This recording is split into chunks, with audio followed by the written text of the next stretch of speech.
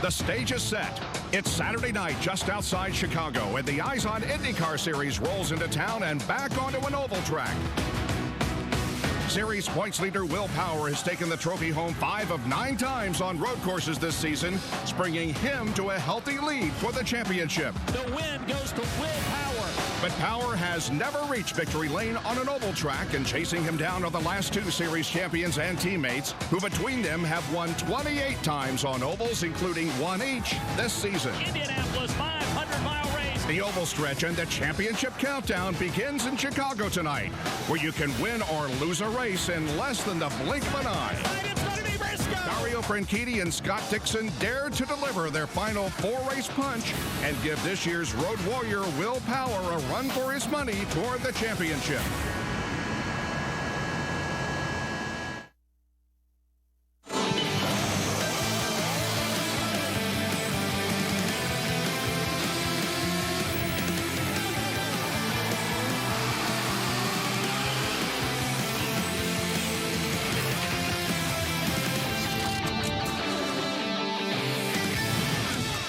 For the 14th time this year, the IZOD IndyCar Series drivers are about to get the green flag tonight at Chicagoland Speedway for the Peak Antifreeze and Motor Oil Indy 300.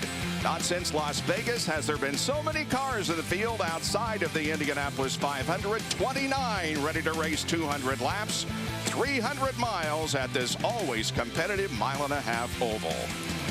Team Penske in the IZOD IndyCar Series here at Chicagoland Speedway. Will Power, his 5th last year.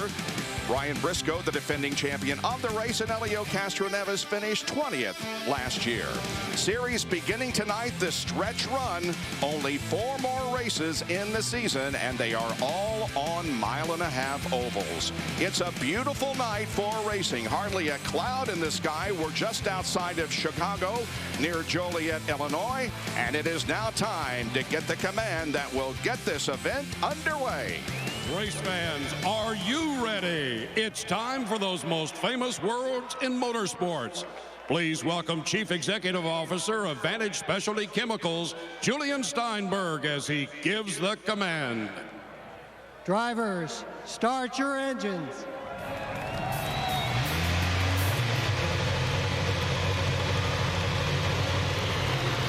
Well, the cars come to life and will momentarily be moving away from pit lane for 2 warm-up laps before getting the green flag and the start of tonight's race.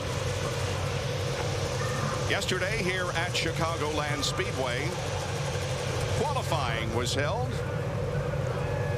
and Will Power's string of 3 straight peak pole positions was broken. And it was broken by Ryan Briscoe, who toured the track at a 2-lap average of 216.346 miles an hour. It was Briscoe's 3rd pole of the year, his 3rd straight here, and he becomes only the 4th person in series history that has happened. As was the case at Infineon Raceway last weekend, Mario Andretti is at the front of the field with the IZOD 2-seater, and his passenger in the car this week is the winner of the Honda sweepstakes. She is Patricia Cox from Melbourne, Florida, and the car begins to move away. What an incredible thrill this must be. Patricia, Bob Jenkins up in the Versus booth. Can you hear me?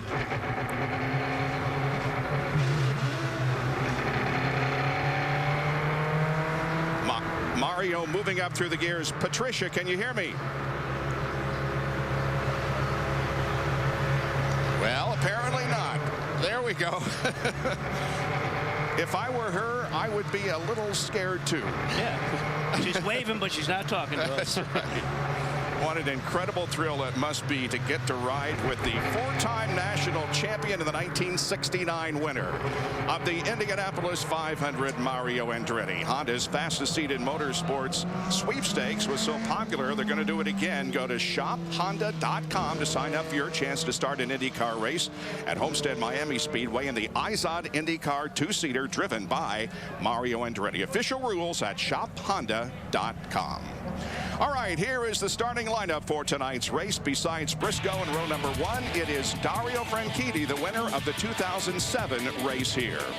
In row number 2, points leader Will Power and Chicagoland's 2008 winner Elio Castroneves. And Will Power was the fastest car at over 218 miles an hour in final practice. Does not seem intimidated in any way. Starting 5th, Marco Andretti, his 9th top 10 start of the year, and Graham Rahal coming off a 9th place finish last Sunday at Infineon. And for Graham, this has been about a year since he's been on a 1.5 mile super speedway. Very happy with his qualifying run.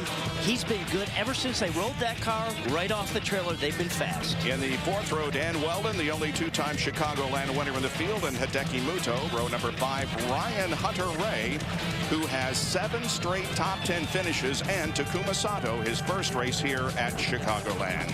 As you take a look at the rest of the starting lineup, 4 races have been won from the pole. Elio Castroneves started 28th in 2008 and won. The most lead changes here at Chicagoland in 2004 when there were 23.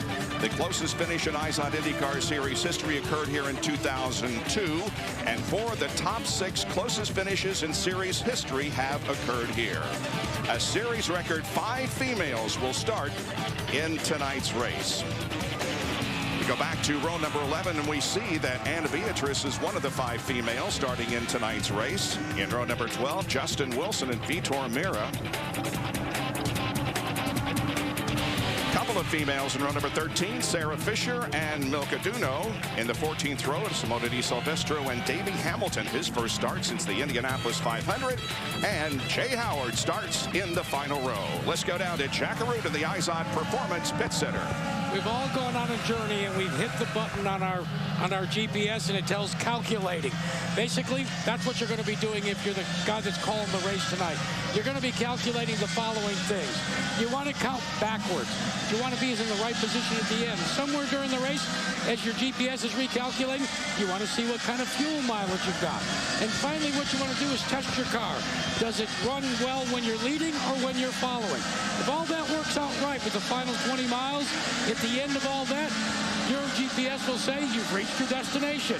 That'll be Victory Lane here in Chicago.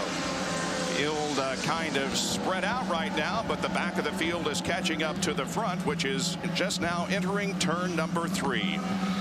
Well, folks, hang on. This is going to be unbelievable with 29 cars starting in the most competitive race and racetrack that we have ever seen in series history. And here we go. Off of turn number 4, looking for the green flag, and the Apex Brazil green flag experience. Our energy is out. Here we go at Chicagoland. One guy to keep an eye on, that blue and white car on the top side, Tony Kanaan. He's known for running up top in the opening laps. 3 wide racing in the middle of the pack. Danica Patrick moves from the middle to the top of the racetrack, and here they come to complete lap number 1. And Scott Dixon, that is, of course, Tony Kanaan now with the new colors that Robbie was talking about. Went to the high side, made a nice move. Franchitti and Elio Castroneves battling for the 2nd position. Elio in a bit different car. He is wearing blue and orange uniform tonight on the car as we look back from Ryan Briscoe's perspective on the battle for 2nd position. And if you look back there, the guy on the highest side of the racetrack, we talked about him at the top of the show, that's Marco Andretti. Look at him, just sneaking up top. So he's always going to be getting up on the high side of that racetrack, making sure that the track's clean for when he really needs to get up there and make it stick. Wow, 2, 3, 4, 5, 6, and 7 right together on the racetrack behind Ryan Briscoe. It looks incredibly calm out of the back of his car, doesn't it? Just on that one car until you get them all 3 wide from this angle. Kanaan on the high side now of Dan Weldon, 2-time winner at this racetrack. Weldon up, Kanaan is up 7 positions, Schechter up 5, Howard, who started last, up 5, Rafa Matos is up 3, and Weldon 2 in the early going of this race. And now Ryan Briscoe's lead has diminished, and here comes the field. They sure do. Now, Kanaan, you remember at the top of the show, Dixon said, oh, I'm just going to kind of follow Kanaan up there. Well, he sure hasn't. Dixon's still back in the 12th spot. We don't want to count him out, but he didn't follow Kanaan all the way up there, did he? Oh, we got a problem. Car spinning against the wall, a couple of cars actually. Well, that's Scheckter back there driving in the Conquest car this weekend in the 36 right there. That's the car that has been driven by Francesco Draconi and Mario Romancini this year, but Thomas Scheckter in the cockpit for this race.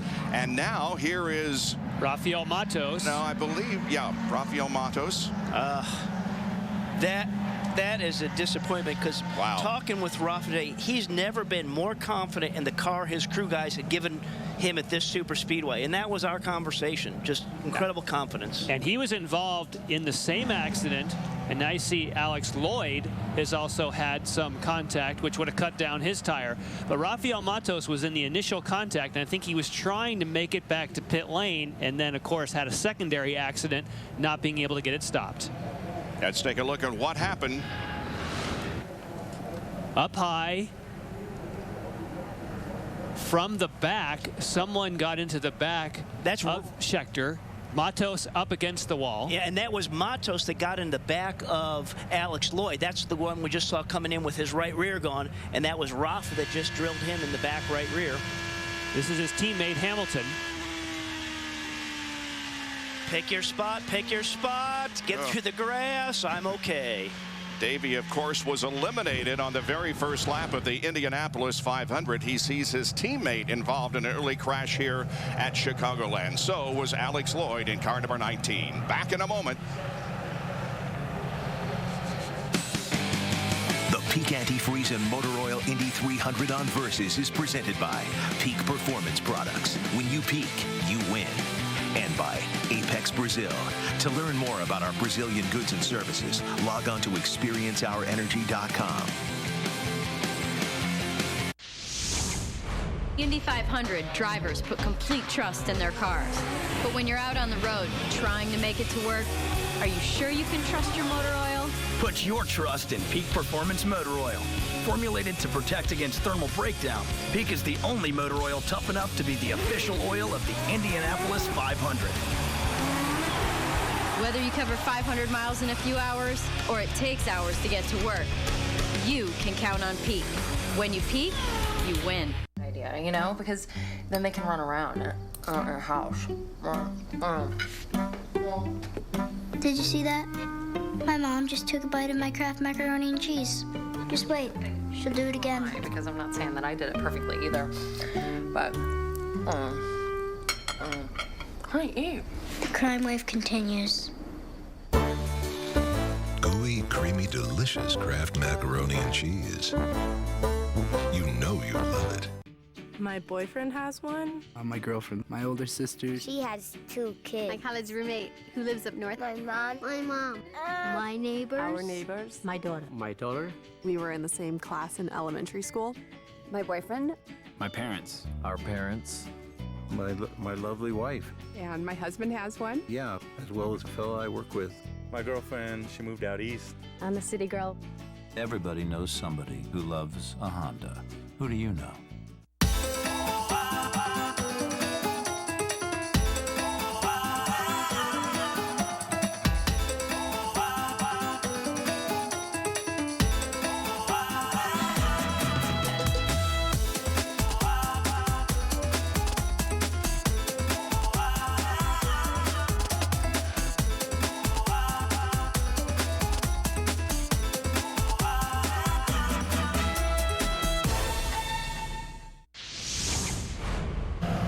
Under yellow here at Chicagoland Speedway because of a multi-car crash that occurred coming out of turn number 2. And again, here are the replays. And it started a little farther up than we thought initially. Watch Will Power with the tracker there. He gets a little bit high, starts to get loose. Look how sideways that car gets. He comes down.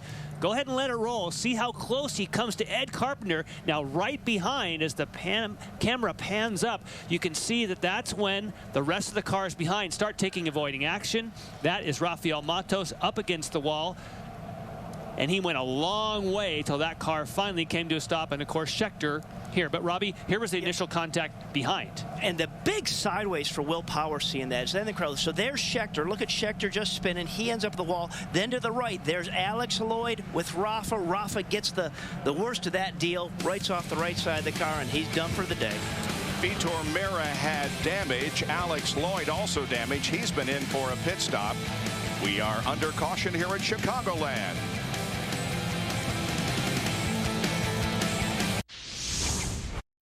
Started with 2 simple words. And now it's time to join in. Announcing the Claim Your Mazda Summer Sales Event. Enjoy the high resale value of Mazda 3, Mazda 6, the driver's alternative to Camry and Accord, or the 7-passenger Mazda CX-9. All available with 0% APR financing for 60 months, plus no monthly payments until November 2010. So why compromise? Claim your Mazda. Offer ends August 31st. Play Hot Wheels Keys to Speed Instant Win game for a chance to go to the Indy 500 and meet Danica Patrick. Think you can handle it? Find game pieces inside specially marked packages or go online to learn more. Ready to ride? Born ready. Max Film, multi-purpose synthetic lubricant from Royal Purple. The easy spray answer to penetrate, lubricate, and leave a long-lasting film that protects. Forget old-school aerosols and break free with Max Film, multi-purpose synthetic lubricant from Royal Purple. Select IZOD IndyCar driver. Driver selected Tony Kanaan. Select race transport. Mission finish first.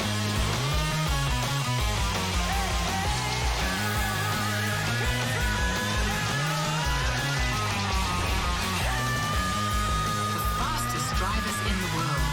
See who wins at racetotheparty.com. Three-time Indy 500 winner, Elio Castro-Neves. Danica Patrick into the lead, making history. Fans on their feet for the side-by-side action. Mario Franchitti, your series champion. The IZOD IndyCar Series. Get tickets now. Call 866-INDYCAR or visit INDYCAR.com. NASCAR comes to Versus with the Whelen Southern Modified Tour, and the race is on with short tracks, open wheels, and high-speed thrills. Versus takes you back where NASCAR got its roots. The NASCAR Whelen Southern Modified Tour from Caraway Speedway, Wednesday, 7 o'clock Eastern, only on Versus, with Jack Arute doing the play-by-play. All right, there is Will Power. He is in 9th position, but he got very, very sideways there in front of the accident, and we'd ask him about what it's like racing at Chicagoland. Chicago's one of the highest placings I had, actually, in IndyCar in 2008. And it's a great track for racing because you can run 3 wide. And it's always, it's always really close there. You're running inches apart at unbelievable speeds. And we have seen that in the first few laps of the race before we got to the caution that involved Thomas Scheckter. Lindy? And first, we want to say that Thomas is okay. Secondly, from the driver's seat, what do you know? I don't know. I just got hit up from behind. I'm not sure. Had a good race. I think I was past 5 cars there. Was just cruising along, and someone hit me straight up the back. I don't know what these guys are thinking so early on the race, but it happens. Feel bad for Conquest Racing. Not a lot of damage on the car, so we'll look for better things in Kentucky. A lot has happened to you in a few days because this deal really came together last minute for you. Yeah, and we qualified well, and we were racing well there, and I thought by warm-up we had definitely a top 10 car, but for someone to hit you from behind on one of these big tracks like that early on is just uncalled for, but that's what you get with some of these guys. And any future plans for you? Yeah, hopefully Kentucky and Miami, but we'll see after this. Thomas, thank you. Thank you. Bob? Thomas Scheckter's okay after the accident early on in the Peak Antifreeze and Motor Oil Indy 300 from Chicagoland Speedway. The intensity. Welcome back to the IZOD IndyCar Series. We're under yellow, about to take green. You're looking at Team Penske, number 6, Ryan Briscoe. You notice no wheel ramps, no extensions on the car. All 3 Penske drivers, you're not using those aerodynamic little nuggets they might be able to use. So they are not having the downforce that maybe some of the other team members have. We saw Will Power get squirrely. I talked to Clive Howlett. Was it because of those little nuggets not being on the car? He said, no, I think we just might have had a little cold tire. So guys, something to look for. And one guy with absolutely no downforce is Marco Andretti. And we've talked, Robbie, a lot about Marco Andretti. Tony Kanaan, of course, had a fantastic run right off the start. And part of why TK could do that, he had those extensions on. He had those tire kick-ups, so he has a little bit more downforce in the car, and he knows he has that. But watch him carry the momentum on the top side. A little bit of lift there, but look at him up top. It's like everybody else is out for a Sunday drive, and he's blasted along. And we've seen this is a signature move for this guy to do this at the start of the race. And we know Dixon knew that because he said at the top of the show. He gained 7 positions, and Tony Kanaan is now running in 6th position. Jay Howard has actually gained the most positions since the drop of the green flag. He is up 10 as the field now begins to accelerate, come off corner number 4, and look for the Apex Brazil restart. And here we go once again. Sure looked like a lot of people were changing position there well before green. I think race control is going to be trying to sort that one out. Yeah, but on that break, Marco Andretti was on the overtake, the push to pass. It gave him the boost to try and challenge Briscoe for the lead. And he is dropping into 2nd position through turns 3 and 4. So Marco Andretti now runs 2nd. Let's see if he tries to challenge for the lead. Held by Ryan Briscoe. This is the 8th race that Ryan has led this season, his 4th time in 5 oval races. And Bob, the way that Ryan Briscoe was able to foil that attempt by Andretti, hit the overtake himself. He did it to try and get that lead back, and it was successful. A little defensive move. We heard Robbie talk about the tire ramps and kick-ups that give you that little extra nugget of downforce, he said. These 2 guys right here, Briscoe and Andretti, neither of them have it, so it may make it a little tougher for Marco to get up on that high side, but you know these guys are fast. Look at Marco's car just move around on the seams of the racetrack there. Very violent, really. We have several of the girls. In fact, all 5 of the girls are running right together. Danica's leading Anna Beatrice. Then we have Sarah Fisher, Milka Duno, and Simona Di Silvestro. And Jay Howard is there, too.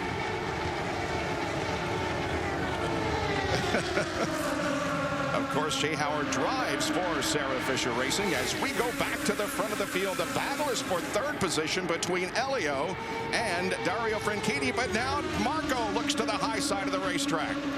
And Bob, this is just what we've been talking about, predicting that those who have low downforce will go to the front first. But that doesn't mean that's going to work for you for the entire race. You know it'll work early on, but Tony Kanaan is a great example of someone with more downforce. He can take other lines, and he's happier in traffic. Well, and the big risk when you don't have that extra downforce in the car, let's say something goes wrong and you get further back in the pack. When you have all that other air swirling around from the cars in front of you, it just is a lot tougher to stay flat-footed around this place. And if you can't keep the gas mashed, whoa, look at the aggressiveness. Dixon. There. Yeah. Was that Dixon? Yeah. See him? Dixon is on the move. He's up to 7th position now. But you have to mash the gas around here, and you have to have a car to keep that momentum to run high, low, in the middle. You don't want to get off the gas because it will kill the momentum. And that's why the grip and having that extra downforce is a good thing. He goes right by Tony Kanaan on the low side. Yep. Scott Dixon started this race in 15th position. That is his worst start since 2005. But it doesn't look like it was a bad qualifying effort right now. He is on the move, and we have 3 wide racing once again. How about that? Oh, look at Dixon go to the high side. Man. And that in that Fuzzy's car, that's Ed Carpenter, who we haven't seen since May, doing a fantastic job. Boy, he loves mile-and-a-half racetracks. And hats off to Ed Carpenter. Remember, he was the one that was right next to Will Power when Will Power got sideways. Yep. He came down and almost clocked him, but he kept his cool, and now he's right up front. Do you think there's 2 different approaches between Dixon and Kanaan? We saw what Kanaan did in the first lap. Now Dixon's come back by Kanaan. He's just kind of eased his way up the racetrack versus ran there in the first lap. He just lost momentum now. I think that Tony Kanaan is going to get back by Dixon. Well, first, Dan Weldon on the bottom side of the racetrack will take the position away from Ed Carpenter, moving Weldon up to 5th. Carpenter is 6th, then Kanaan, then Dixon, then Ryan Hunter-Ray. Up at that high side in the green car this weekend. Well, it absolutely is unpredictable around here. Ooh, look at the moving up the racetrack there. But it is absolutely unpredictable around this racetrack. And the one thing that just adds to that is if you're back in the pack, if you're 5th or 6th, you want to run hard. But you know that guy at the front, he can't break away. Nobody can break away totally and cut you off. You always have a shot to get back up in that lead pack at this facility. Ed Carpenter has only run the Indianapolis 500 this year. This is his second start in the IZOD IndyCar Series as we go on board with Ryan Hunter-Ray. Lindy?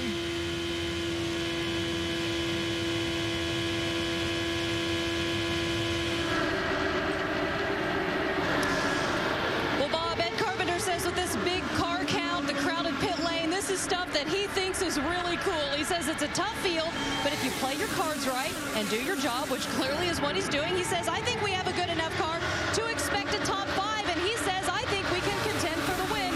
Bob, this is his 101st career series start. Like to see Ed back in the series full-time next year. He's running for Vision Panther Racing in the Fuzzy's Vodka sponsored car from Fuzzy Zeller from New Albany, Indiana. And I think that's a real goal for him to finish this in the top 5 and maybe challenge. But the tough thing is when you're not running day in and day out in the series, the time lost down pit road, and when you're not doing that on a regular basis, that's where it gets really tricky to have that top 5 finish. The first 8 cars are running within a second of each other. Ryan Briscoe has the lead, but by just a slight advantage over Marco Andretti and Dario Franchitti.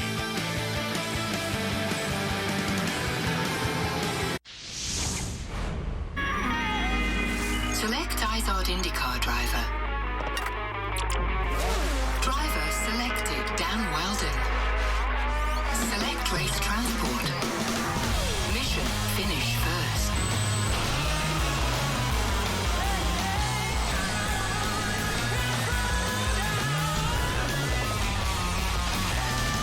Fastest drivers in the world. See who wins at racetotheparty.com. If you know passion, you know my name. If the roar of a race car gives you goosebumps. If you believe that no one ever remembers who comes in second.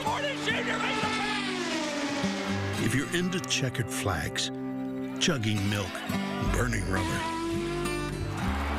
You know my name. If you've ever pressed your nose to a chain link fence to get a closer look. If you own a pair of earplugs. If you know Andretti, Rahal, and Unser, you know my name. You know my name because I've been here from the very beginning.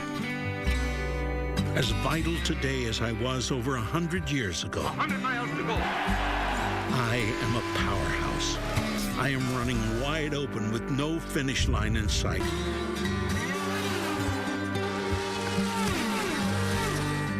I am the fire that never goes out. You know my name. I am then, I am now, I am forever. I am Firestone, and I am proud. If you're like me, you want maximum protection for your engine. You demand it, and Peak delivers. No matter what you drive or how you drive it, nothing protects better than Peak. Peak Long Life Antifreeze is formulated with an advanced organic technology to protect any engine of any make, any model, anytime. If you can drive it, Peak can protect it. Make sure you get Peak protection. When you peak, you win. Boy, it just doesn't get much better than this, does it? Look at this 5-car battle for the lead. Marco Andretti is running to the high side of Ryan Briscoe. And Briscoe's teammate Elio's trying to kind of keep Marco honest and Briscoe honest by getting even higher up in that third lane. And Ed Carpenter is up on the high side also. When you see that speed there of Marco Andretti, their overall lap times have dropped 2 miles an hour as soon as they went 2 by 2. When they were running more single file, they're running 2:14. Now they're down to 2:11, 2:12. It's slowed it down. Everyone else is packing up behind. I was going to say, the people that makes really happy is when you're back about 8th back and you see 2, 2, 2 all lined up in front of you. Like, here we come, guys. Here we come. We're going to be part of this party. We did have a crash in the early going of this event. Involved were Thomas Schechter. We've already talked with him. Now let's talk to the other man involved, Rafael Matos. Here's Lindy. And Rafa, Thomas said from his point of view, he was just hit from behind. From your driver's seat, what's your take? I'm not really sure what happened. I was just fighting very hard, trying to gain positions, and all of a sudden Alex Lloyd slowed down right in front of me, and I tried to avoid him going high, and he just didn't give me enough room, and I hit him and the wall, and I think I was very lucky not to get airborne, but it's very unfortunate, crashing in the third lap, but I think the car was great. The HP car was very competitive, and just a shame. Would you say, unfortunately, the highlight of your day was getting the birthday cake from your team before the race started? Definitely, yeah. I have to thank the team for that, and just unfortunate way to have my birthday, but that's racing, I guess. Rafa, thank you. And he has turned 29 today, Bob. Takuma Sato making a pit stop. Look at this, incredible. Now 10 cars are running within a second of each other. Marco Andretti has not been, he has led 2 laps, but Ryan Briscoe right now is in front. After practice last night, which was only a half hour, I said then that I thought Marco was going to have a really strong race and a good race car tonight. And he's able to hang on to it on low downforce. As soon as they went back to single file, Robbie, right up to 2:14.6. 3 miles an hour, bam, as soon as they get in line. Yep, as soon as you get side by side.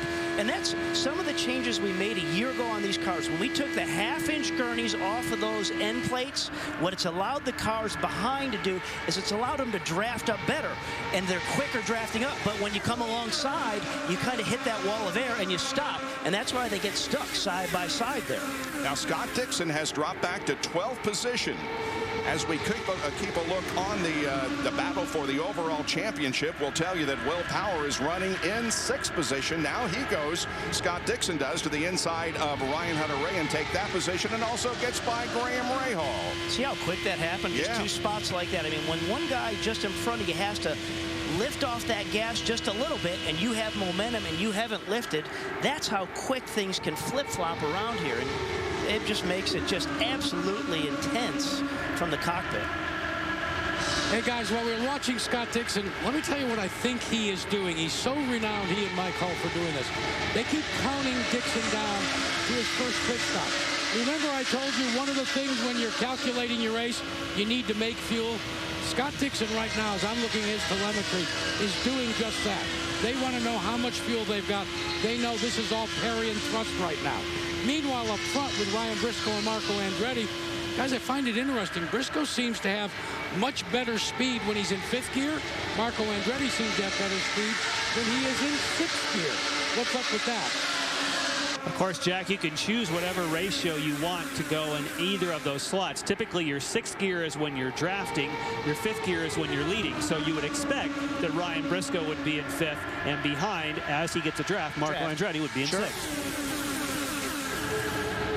Well, Jack was guessing what was going through Scott Dixon's mind. I went down to Mike Hull and asked him what's happening. He said, Robbie, it's nothing. And he pointed up to the board. He said, the miles an hour dropped down like 3 miles an hour. So he bunched people up. I backed up. There's no concern here in the number 9 car whatsoever. And a funny thing is I talked to Danica Patrick earlier today, and she said, I learned something from Scott on these 1.5-mile ovals. He'll pull up next to you, show you what he's got, and then drop back and wait. He's really not too concerned right now. Look who's running in 3rd position. Dan Weldon in the National Guard car. A tremendous record here at Chicagoland Speedway and on the 1.5-mile racetracks.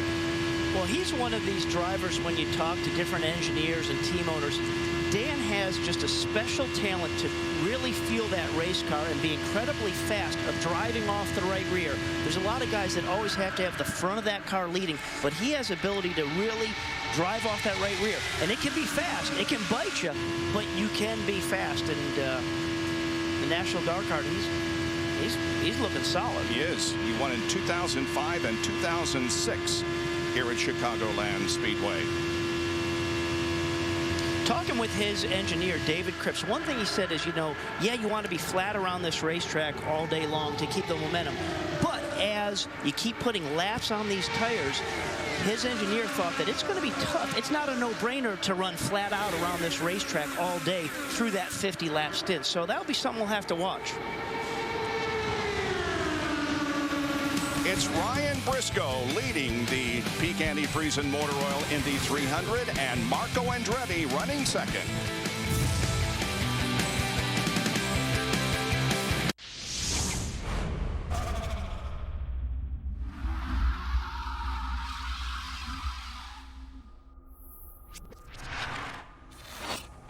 There's a reason why.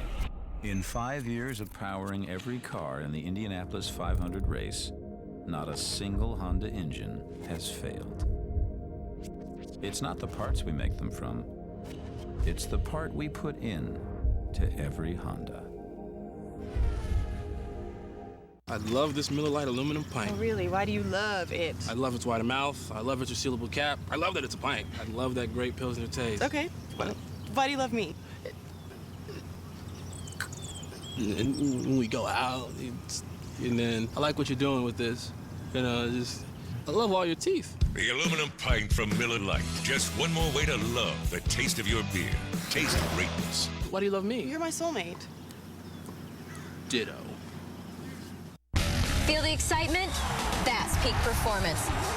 And it's electric. With the Peak Jump Starter, you don't need another car to jump your dead battery. Just hook it up and start it up, and you're on your way. And the Peak Jump Starter has a low charge alert system. An alarm sounds when your jump starter needs recharging. Get a Peak Jump Starter, so you'll always have the protection of power when you need it. Inside, outside, all around your car. When you peak, you win. We know you want battles. We know you want border wars, a civil war, and a duel in the desert. You want the Beehive boot, the Bronze boot, and the Spirit of Troy. You want cougars on horned frogs, and cowboys on Aztecs. We know you want trophies made of axes and bells of victory. We know because we know college football. Catch Pittsburgh at Utah and Wisconsin at UNLV. The Mountain West and the Pac-10 on Versus.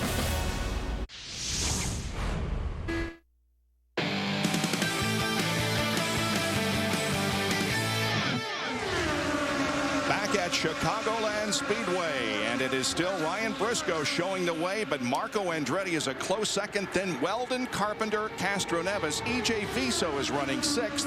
Franchitti, Power, Ray Hall, and Dixon complete the top 10. Alex Lloyd, who was involved in that accident early on, has moved up after a pit stop to 13th position, so Alex is doing very well. Danica Patrick runs 14th. That is Ed Carpenter to the right of Dan Weldon. And now Weldon comes up to challenge Marco for second. Oh, that's a tight squeeze. Woo. Oh, wow. And Marco's trying to hit pit lane was what was happening there. Wow. Man. Dan, I'm coming in. I want in. I want in. Already more than a fourth of this race has been completed. And that surprises me because Marco Andretti obviously ran a lot of time behind Ryan Briscoe. You would have thought he'd get a little better fuel economy. Not good if you come in early when you're following, and Ray Hall's there too. Lindy? And Graham Ray Hall in, he said the rear of the car has not been too good, but he's been using his tools on the inside. He said it feels a lot better now. He says the O2 car feels really good up high on the track. Robbie? A tire change at full fuel. This is a car he said has the best chance of winning for 2010. He likes his car better than anything he's driven so far this year. Ryan Briscoe, the leader, has also come in for a pit stop.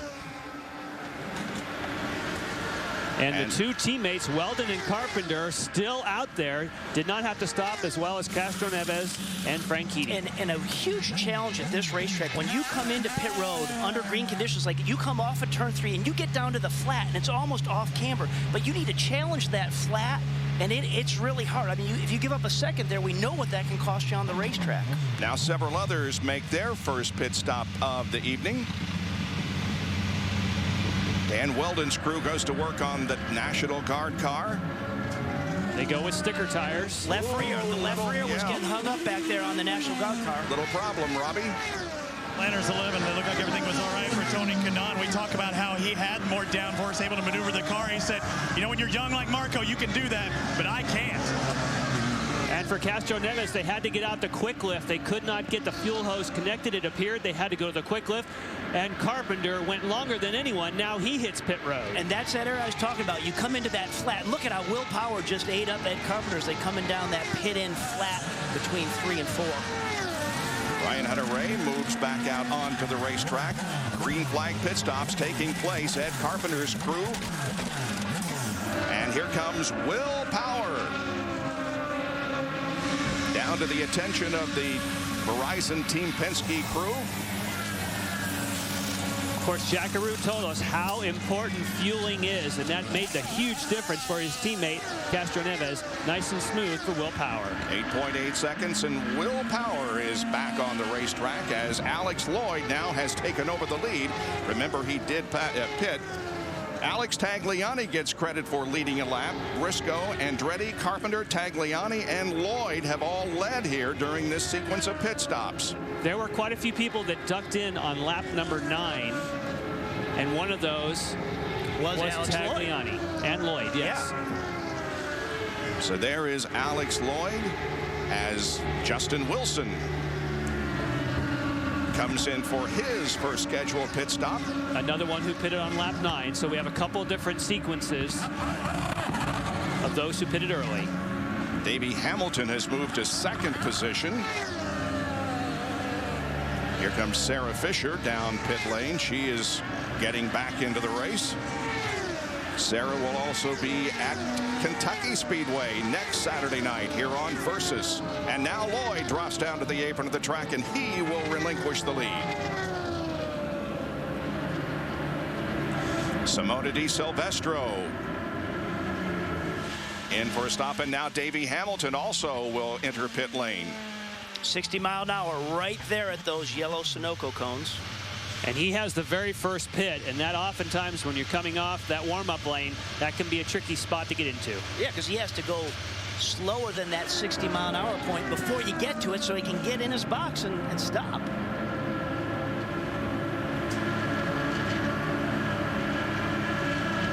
Hometown crowd here for Dale Coyne. Now Vitor Mira led briefly because he last pitted on lap 13. So this is all kind of cycling through depending on when you stop why early. Vitor got out of sequence is he was also involved in that incident earlier. We didn't really see where it was, but he banged up his left front wing. They came in and replaced that nose. Well, when all these pit stops are completed, Ryan Briscoe should be back at the top of the field with Andretti, Franchitti, Dixon, and Kanaan running behind him. It's still a very close battle out there on the racetrack as Marco Andretti has found Briscoe once again as they run first and second. Well, the pit stops are completed, and now we concentrate on more racing. But first, we'll take a break from Chicagoland Speedway.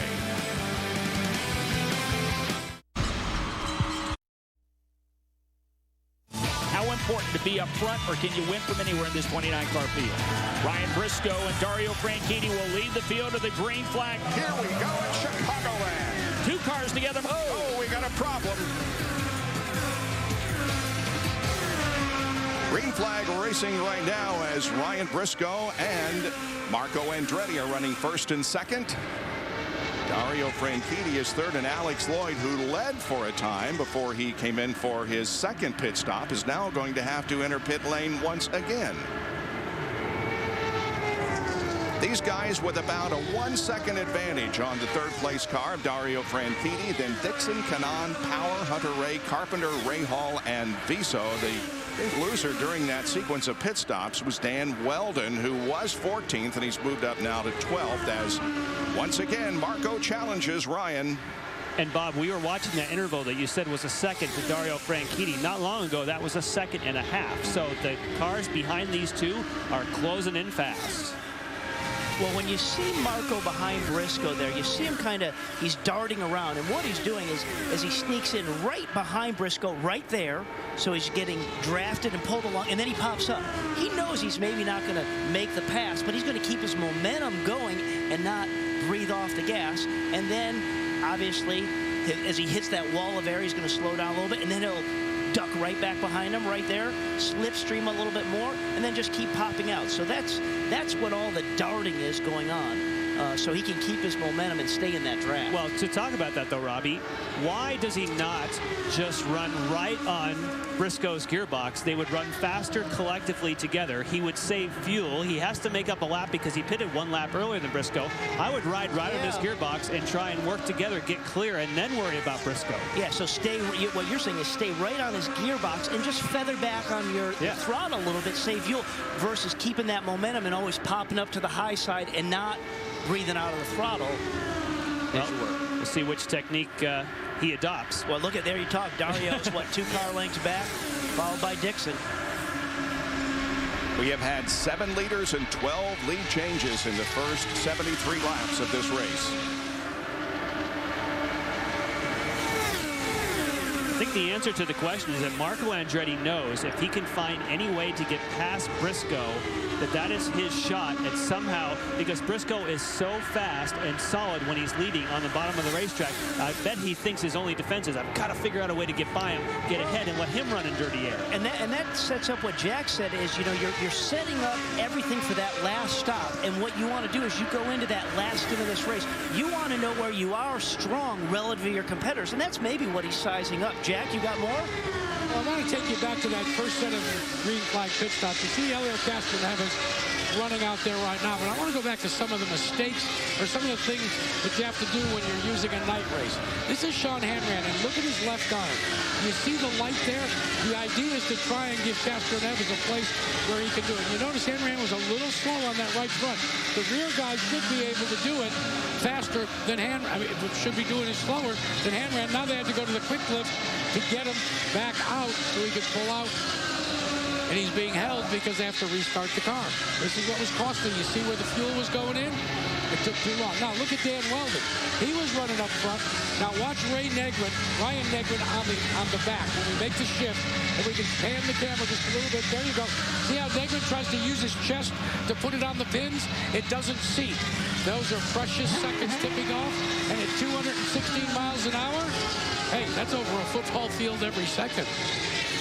And that little mistake there on pit lane, it added a couple extra seconds with him getting that left rear on. But Weldon came in the 3rd spot. He's now running 12th. Yep. And we have a caution on the racetrack. Yellow on the racetrack for the 2nd time.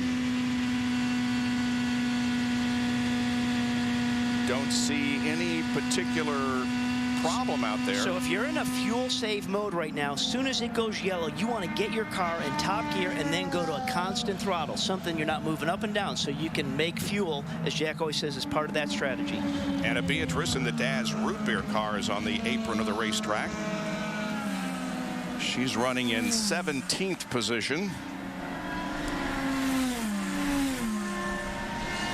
And when the caution comes out, the pits are closed, so if she's coming onto pit road, most likely it would have been an incident with her. Oh, there she you gets see it. Very high. And white walls it. Yep. And so that was the reason for the caution. Down to Lindy with Alex Lloyd. Alex, you had a problem at the beginning. Did that in any way play into what's happened now? No, I don't know what happened in the beginning. I think Schechter checked up, something happened to him, and we went right up and touched the back of him, and somebody hit the back of me, and they burst the right rear tire. So there was no damage after that. We changed tires, came back out, had to start last, obviously, but we came through the field really well, and we had a really fast race car, and we led some laps then, and we were going really well. And it's just a shame for the Boy Scouts America guys, because we had a car that was probably capable maybe of a top 5, certainly a top 10. So it's very disappointing because it could have been a big day for us, and here we are on the sidelines. So we're not really sure what happened then. We lost drive, and that was that. Alex, thank you. And Jack, Alex thinks they could have had a car in the top 5 today. That's too bad, Lindy. You know, we talk all the time about the differences of racing.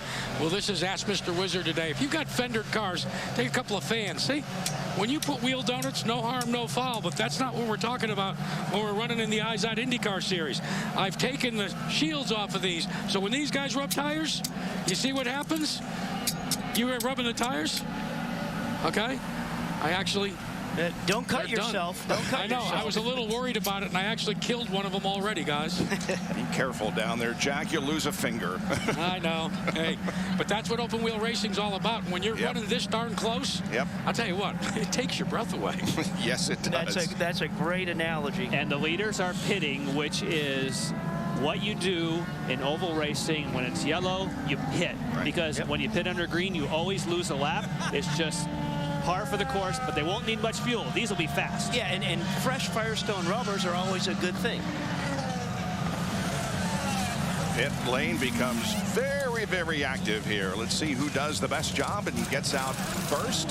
Andretti will leave first because of his pit position, and Briscoe couldn't get as clean out as he wanted. What can Power do? Power still comes out in the 5th spot, so both Franchitti and he stayed in his position, as did Dixon, relative to... Oh, and Takuma Sato is turned around, headed the wrong direction. And Hideki Muto also doesn't have a left front. Yeah, that's not a quick way. The 16:45 on the side pod of his car indicates the time, Paris time, on September 30th, 2010, that Lotus will unveil several of their makes, including the car that we saw in the pre-race show last week, the GT4. Well, probably what had happened to Hideki, he had come in for service, and obviously that left front hub didn't seat on that, and we went out, and we'll probably see where that left front kind of rolls away. Launch back up there, you can see the left front tire, and that's where the contact came between Sato and Hideki, is when he left there, lofts that left front, and that's where the contact came from. Hey guys, as Hideki Muto comes in to get that, you know, the responsibility, and you guys know this, responsibility is the outside tire changer. He is the one that's supposed to be looking to see what the traffic is, and that's it. So Hideki Muto has been serviced, and he'll go back out on the racetrack. Still under yellow here at Chicagoland in the peak antifreeze Indy 300. The Indy 500 drivers go back to racing in one more lap, and Sarah Fisher is at the front of the field. The first laps that she has led since Kentucky 2002, only the 4th race she has led in her IZOD IndyCar Series career. Jack? I want to take you back to the last, where I'm bored with TK, the last pit stop. Now watch the finish of TK. Everybody's pulling back up. Now I want to watch in the rear wing. You see the green car? That's Danica Patrick. TK was very slow in the acceleration lane, and that caused Patrick to have to check up. They talked about that in the driver's meeting. There's a lot of defensive. You see, you've got an acceleration lane and a deceleration lane, and that's exactly what happened with Takuma Sato. Oh, we still got look at the problems on the racetrack there. Tagliani has gotten into it somewhere. Yeah, we were going to go green, but something went wrong as they were about to come down for damage on the left side pod there of Tagliani's car. There you can see his wheel flip. That left rear wheel flip is hanging out, so that's been tweaked. And you see the right front is off the ground, meaning that the left rear has damage. Yeah, there's something flapping in that left rear suspension. All right, here's what happened. Oh, look at just a big, traffic stack up. Mira into the back of Muto, and then Muto into Tagliani. Hey guys, do you think that was anticipation of the green flag? Because we were getting close to the go zone. Yeah, they'd been given the one to go signal. Those guys were kind of laying back. They thought they were in that go zone, but the cars up in front of them said no. Yep. And that's your checkup, you know, send it off. And that's really what started. It was Mitor at the furthest back of that group starting to go, and then all of a sudden checked up, and that's what kind of set that off. So they're assessing the damage on Tagliani's car. You can see the front wing on Vitor Meira's car for AJ Foyt Racing. Tagliani's only raced here at Chicagoland one time. He's getting out of the car. His race here was in 2008 when he finished in 12th position. Apparently will not be that good tonight. Vitor Meira gets his second nose wing set of the evening.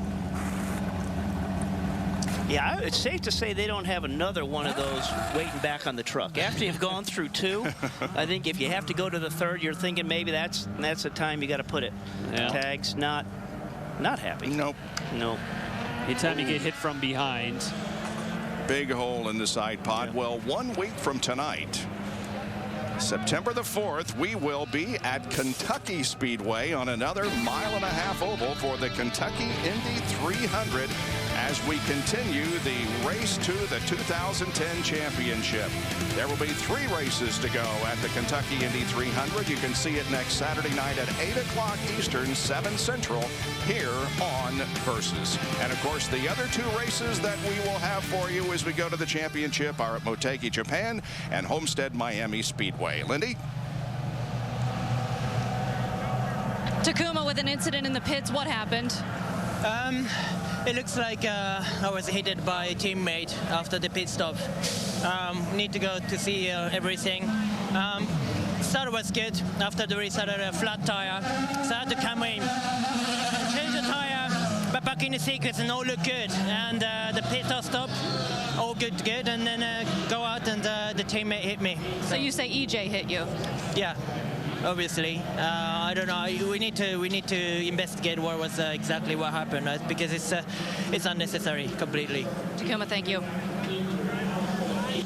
Takuma Sato's best finish this year was 9th at Edmonton. He has had quite an up and down year, and it is his 8th DNF for this year. And Milcaduno also has 8 DNFs. Mario Moraes with 5, Muto, Di Silvestro, and Alex Lloyd with 4. Alex also out of tonight's contest. So Johnny Rutherford is at the front of the field once again in the Honda Pace car. As the pace is slowed here with 88 laps completed, we're nearing the halfway point. And again, Sarah Fisher is at the front of the field with Ryan Briscoe running second, Dario Franchitti third, then Marco Andretti and Will Power.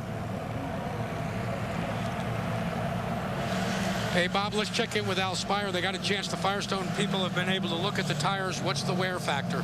Well, yeah, Jack, we have engineers and technicians all up and down pit lane. So after that first pit stop, a wear check is very critical for us. These new Firestone Firehawks that we tested here in June are wearing exceptionally well. Some only 50% worn. So we get near the end of the race. I'm not sure anybody will double stint, but if it's just a few laps from the end, they could easily just take fuel and not change tires. You know what? Time to recalculate yet again, because that changes a little bit of strategy when you know that maybe if you have to go maybe a stint and a half, you don't have to change those tires, you can make it real quick. Saw Simona Di Silvestro get a new front end on her car, and now we get the 1 to go signal from Tom Hansing, who is the starter for tonight's race. Lindy? EJ, your teammate Takuma says you hit him here in the pits. What do you say? That doesn't make any sense to me. I'm not here to say who hit who. I just pulling out of my pits. I listen to the radio to stay inside. That's what I did, and it's one of those race incidents. I think he's also with cold tires. I'm just in the inside. I had nowhere to go. In the other side, I need to really congratulate these guys. I had a winner's car. I started 16th. I was running with the leaders. Car was amazing, and it's a freaking shame that stupid thing took this out of our hands. Bob, it'll have to be worked out between teammates.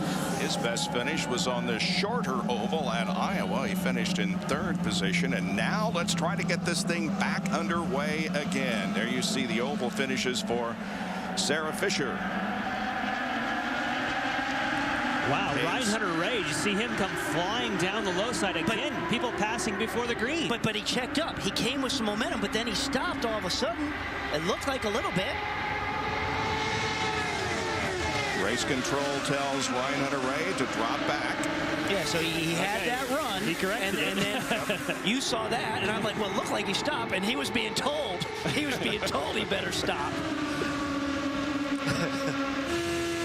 On board with TK, Tony Kanaan. He's running 8th. And Ryan Briscoe goes to the front once again, passing Sarah Fisher.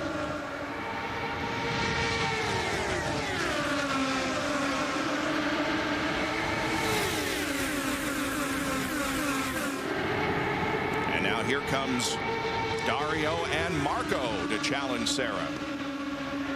Again, Marco's still cleaning that high side of the racetrack. And another guy that's always running high, as we look back to the kind of the cue as they come off turn 2 and off 4, is kind of that white car you'll pan back to, and that's Graham Rahal. He really likes coming off the high side of that race car.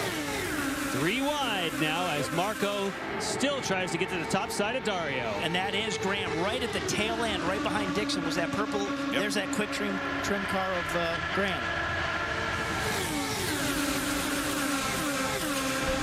Saw in the pre-race show about one of Sarah's crew members, Kerry Hall. This is his last race, suffering from Lou Gehrig's disease.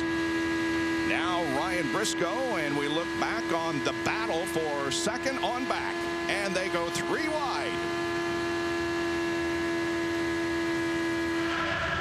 You just don't get a sense of the banking of this racetrack looking back from that camera at that pack going 3 wide coming down in there. You got to get out and walk on this racetrack, or go in a streetcar and go slow, and it almost feels like it's tipping over. That gives you a better sense of the 18 degrees of banking around this place. First 10 cars within a second of each other. On board with Ryan Hunter-Reay. Boy, Sarah Fisher likes that clean air. Yeah. She's staying there, and she looks in the mirror and says, wow, do I have a group of people on my tail. Right on board there, Hunter-Reay looking up there at Kanaan, just the movement in the car, just the loading up of that right side as you bury into this banking. Once again, Ed Carpenter is a player, running 4th. Guys, I'm beginning to wonder if Ed Carpenter remembers that Kentucky battle that he had with Ryan Briscoe. Because when we look at the overtake button, they started, well, everybody was fairly equal in the beginning of the race. But right now, Ed Carpenter has the most at 18 of the front runners. He is using them very judiciously. I think he wants all that he could have at the end of the race. Remember, that's what he tried to stay in the hunt in Kentucky last year. Boy, that was a great race for Ed. We thought he was going to win it. Yeah, I think what that also says, Jack, is absolutely how strong his race car is right now as he's working the high side of Sarah Fisher, chasing down Briscoe. Kerry Hall, we wish you the best, and thank you for your service to Sarah Fisher Racing. All the best to you from all of us at Versus. Now Carpenter challenges Sarah Fisher, but man, Sarah's just hanging right in there, isn't she?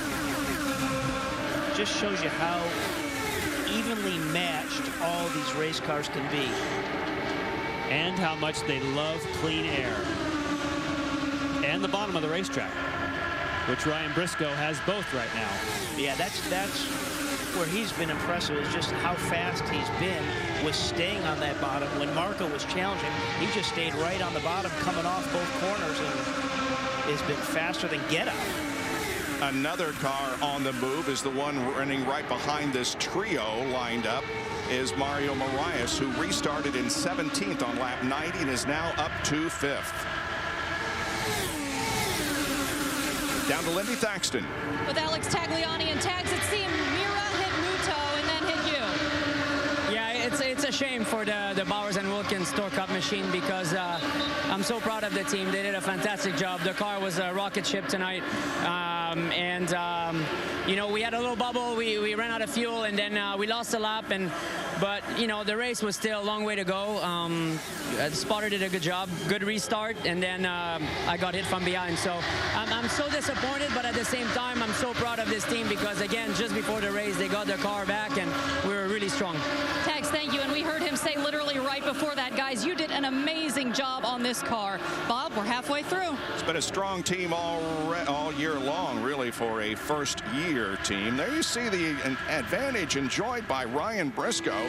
It is about 0.8 of a second, but boy, behind him, it is anybody's game.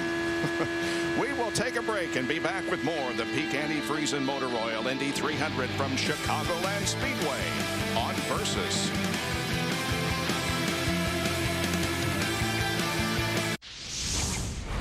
Wheels Keys to Speed instant win game for a chance to go to the Indy 500 and meet Danica Patrick. Think you can handle it?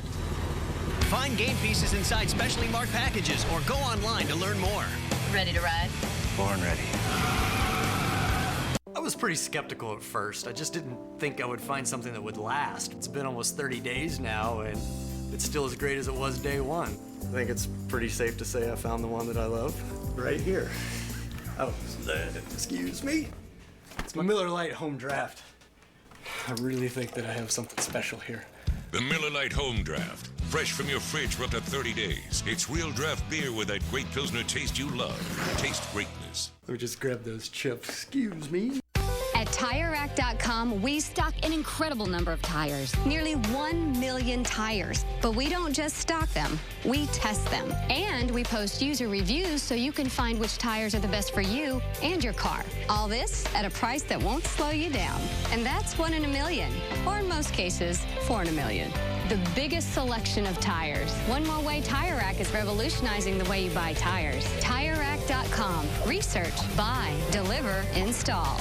You can buy Royal Purple for increased horsepower. Superior protection and fewer oil changes come at no additional charge. Royal Purple is available at quality oil change centers and auto parts stores nationwide. Find one near you at royalpurple.com.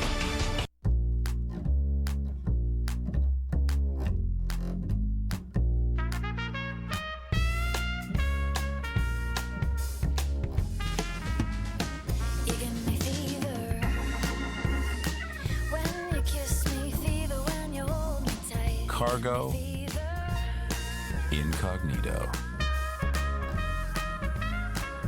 Introducing the Accord Cross Tour from Honda. 3 wide racing at Chicagoland Speedway. Sarah Fisher is hanging in there in second position. She's gotten challenges from Marco Andretti and from Will Power, and she just will not give up that second position. Way to go, Sarah. Meanwhile, Ryan Briscoe continues to lead. He has moved out to about a 1.5 second advantage. And he's just looking in his mirrors, kind of laughing, saying, you guys, you just do whatever doing you that. do back there. Hey, Will Powers on the overtake assist, trying to get by Sarah Fisher earlier. And wow, Scott Dixon got really high and had to dump the throttle. He did, and Graham Rahal goes by. Yeah, and we said once you got to get out of that throttle, the momentum shift, and we saw Graham Rahal just coming down the inside of him. Ed Carpenter and Sarah Fisher now. Marco Andretti has taken second, and now Ed Carpenter inches ahead to third. And side-by-side racing is Mario Moraes there on the left, and Tony Kanaan, with whom we ride. He's got a bit of a run. There he pops to the high side. He's alongside Moraes. You heard him just get out of the throttle a little bit there. Just briefly. And Moraes comes back. So just that little hiccup on the throttle, boom, the guy comes back on the inside.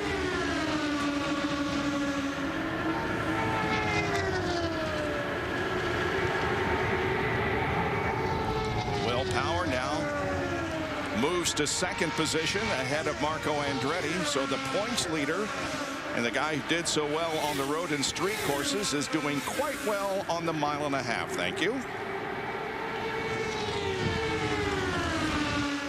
And check out his aggressive move, going to the top, way to the top, to try and make a sandwich there, and gets too high, loses his momentum, as does Marco Andretti. He has to try yet again, but he is being aggressive tonight. That's twice we've seen him have to save it. And you won't see every driver out here do that. Again, it comes back to confidence in yourself and confidence in your race team and race car to get it up top. Now Sarah Fisher, who ran up front, led a few laps, comes in for a pit stop. Rolls back out. now Will Power and Andretti are both catching up to Ryan Briscoe.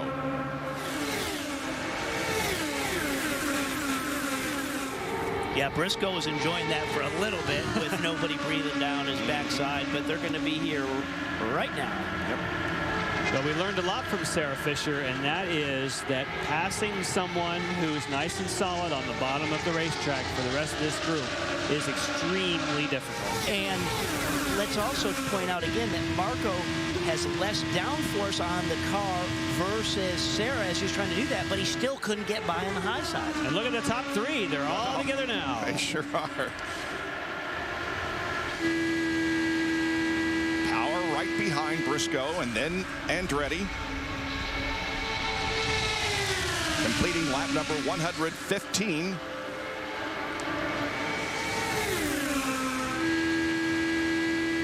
So if you're Marco right now and you're playing ahead and say, okay, this is the end of the race, and I know I've been struggling getting by people on the high side just because you stall out.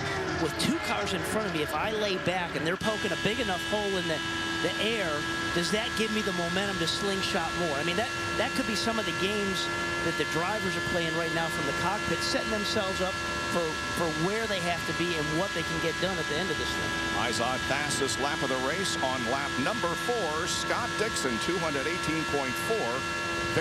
Very early on in the contest. And we see Ryan Hunter-Reay now 8th. He got around Scott Dixon.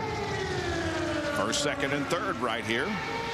You also saw in the IZOD fastest lap graphic 4.2 Gs. Yeah. It's big G-force around these corners.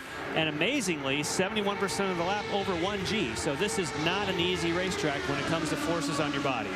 6th, 7th, 8th, and 9th right here. Graham Rahal and Mario Marias are wheel to wheel. And so is Ed Carpenter and Tony Kanaan. That really is an impressive stat. Is we talked about earlier that for 71% of this lap around here, you're pulling 1 G around this racetrack. That really is something. At a minimum. All right. Ryan Briscoe leads Will Power, Marco Andretti, Tony Kanaan, and Ed Carpenter with 119 laps completed. We are racing at Chicagoland, 123 laps. Here's the recap. And of course, the start for Tony Kanaan was a barn burner. He picks up 5 spots by just standing on it, going to the high side, taking a big rest, showing what you want to do to make up positions early. However, on lap number 5, not good news for Alex Lloyd. Gets in the back of Scheckter and Rafael Matos hard up against the wall. That car didn't stop crashing until he got all the way down to turn number 3. That, of course, was started by a wiggle by Will Power. Then you had a full course caution. People coming onto pit lane. This is where you can make positions. Contact at the back for Sato. And Helio Castro-Neves did not get close enough to the pit wall to take the fuel. They had to use the quick lift, pull him over. Now he gets the fuel. Hideki Muto didn't get the crew, that is, didn't get the left front tight. He has to make a complete circuit. Shows how stiff these cars are.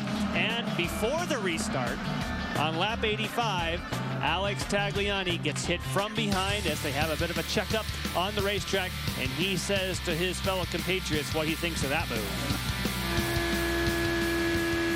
And here's the summary. Briscoe leads, has led 102 laps. We've had 2 cautions for 21 laps, 8 leaders and 14 lead changes, and the average speed 160 miles an hour. Looking back from Ryan Briscoe's car onto Will Power. Third is Ed Carpenter, then Andretti and Kanaan. Now, if you are someone like Dario Franchitti, Scott Dixon, looking for championship points, and you know what Will Power's situation is, you do not want to see this. You do not want to see Briscoe followed by Power and you guys laying way back. They were certainly hoping for better fortune with this. And Jan, I'm not sure if Will Power's tactician is real happy with him right now either. Clive Howell just came on the radio and said, remember who you're racing, not the guys that you're in there right now. We have to race Franchitti. Trying to hold the bit on Will Power because Power still wants to win his first oval race, Robbie Floyd. I'm here with Clive Howell. Clive, is there any concern when your driver Will Power race leader? Not really. He just told me he knows what he's doing with a little expletive in the middle of it, so I'll leave him alone. That tells me you must have said something to him? Yeah. Well, okay. Well, Jack told us that he said, remember who you're racing. So he heard back from Will Power. But here you are. You got a good race car. There's your teammate. You're chasing him down. Everything feels good. And sometimes if you're a little more cautious out on the racetrack, you can set yourself up for more mistake versus just running hard. You know, what these guys know how to do is drive 110%. They don't know how to back it off and just, I mean, it is a tough balance. And you saw one car peeling off there. We're getting close to the pit window here. And pit stops under green. Remember, they all stopped together last on lap 80. So we'll get to find out here later in the race if there's any shifts in fuel economy. And speaking of points, Ryan Briscoe has clinched the 2 points for leading the most laps. Ryan led 102 laps en route to his win in Texas. Sarah Fisher, we saw her make a pit stop, and she led for a long time, but now finds herself back in the 20th position.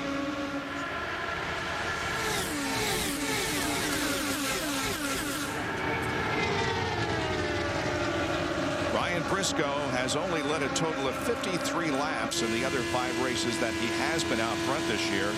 Tonight he has led 110 laps, the 5th time in his career that he's led more than 100 laps in a race. And there is Scott Dixon to the inside of Kanaan. And if we stay on board here with Kanaan, watch, he'll get sucked along here. Look at the dash. Look at on his wheel right there. You'll see lights starting to get yellow and then red. That means that you have gotten into kind of used up that whole gear. And either you go to 6th gear, or when those lights get to red, you go along the rev limiter and the car goes ba ba ba ba ba, and it doesn't accelerate anymore. So having the proper top gear for when you're in the draft is key, that you don't hit that rev limiter and stall out. And Robbie, you know, on the dash, you also have a place for what's called the soft limiter. You can set below what the main limiter that Honda gives you. You can set just a couple of notches down so that before you get that, you do see those red lights. So that's the key, to try and get the soft limiter and the hard limiter and be right in the middle somewhere. That third car in line there is Alex Lloyd. We talked to him on pit lane a while ago, but he is back in the race. There's Dixon moving around him. Mario Marias makes a pit stop. So far, right now, there are 19 cars on the lead lap, and Ryan Briscoe is on the apron of the racetrack. And that's that apron area where you got to challenge that apron and push it as much as you can all the way to that 60-mile-an-hour pit-in line right there. And several others will also come in. There's Graham Rahal at the top of your screen. Tony Kanaan also. Marco Andretti, yeah.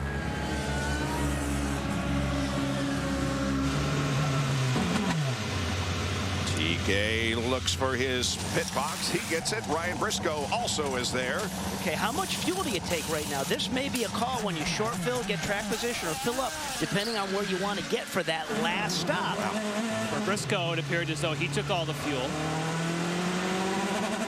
Will Power took over the lead, but now he comes in.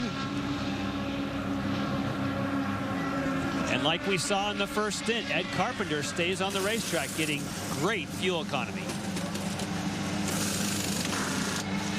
Routine. And Ed Carpenter also has come on to pit lane. Oh, Dixon got by. Lindy? Ed Carpenter has asked for a wing change. You remember, this is a combined team with Panther and Vision. Kevin Kay, the team manager for Vision, he is running the air jack on this crew, Bob. And looking at that wing change, they were putting wing in it. When you looked at him turn that, they just were giving him a little bit more downforce in the front of that car. Ryan Hunter-Reay leaves his pit box. Big smoky burnout there by Ryan Hunter-Reay. Dan Weldon comes in. Weldon's had a good run. He's hoping for a quicker stop. That's definitely what hurt him earlier in just track position. Remember, we had that when we kind of panned back on our onboard. We looked at that guy right there on the left rear, and he just probably got it hooked up that time. Not this time. Good stop, 6.5 seconds. Excellent stop. Weldon.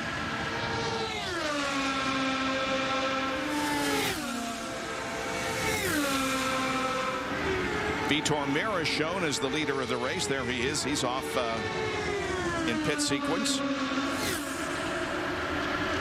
It really is amazing. I mean, we know Vitor's changed 2 front noses with contact, and here he is. Yes, he's still got to cycle through with regards to pit stops, but the fact that he's even leaving this race with two nose changes. And look how much Dixon had gained on pit road, and I would not be surprised, Robbie, if he did exactly what you predicted.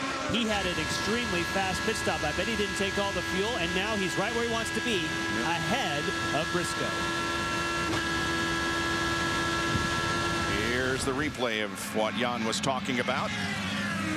So they both stop at the same time, and we're pretty sure that Will Power took all of the fuel. So if you see Scott Dixon leave before, well, you know what, second or so. I mean, that fueler pulled out pretty quick, but the fueler's still waiting for like a half a second, even though the tires were on.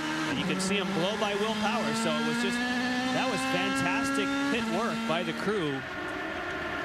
Here's Marco trying to get by TK's right rear tire laid out and doesn't put in rubber down. Well, Ed Carpenter had to come back in because they didn't get any fuel in the car. He's coming, has pushed his visor up. He's very frustrated. They keep trying to go. It's not working. You can see them trying to fire up. You know, what did we say earlier? I said, you know, he's fast on the racetrack, but the biggest challenge when you're just not regularly in the series is things can go wrong. Whoa! Up the track. That was Power. I thought he was headed right for the wall. Yeah. But again, so with Ed, when you're not regularly making those stops, that's where it's tough on pit road. Tough break for Ed Carpenter. Well, now the pit stops are over, and we once again turn our attention to the racetrack here at Chicagoland. The Peak Antifreeze and Motor Oil Indy 300 on Versus is brought to you by Apex Brazil. To learn more about our Brazilian goods and services, log on to experienceourenergy.com. And by IZOD, the official apparel sponsor of the IZOD IndyCar Series, available at Macy's.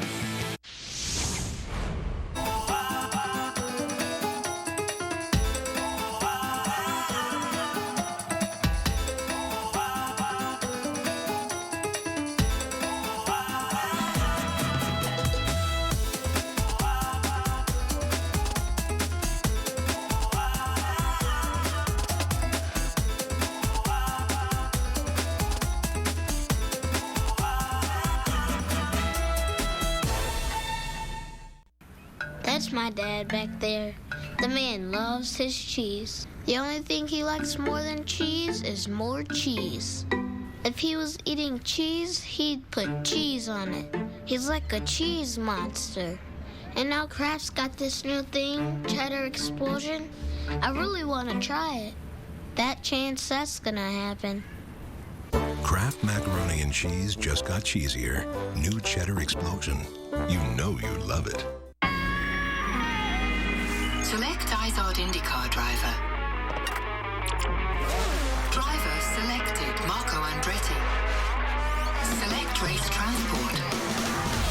Mission, finish first.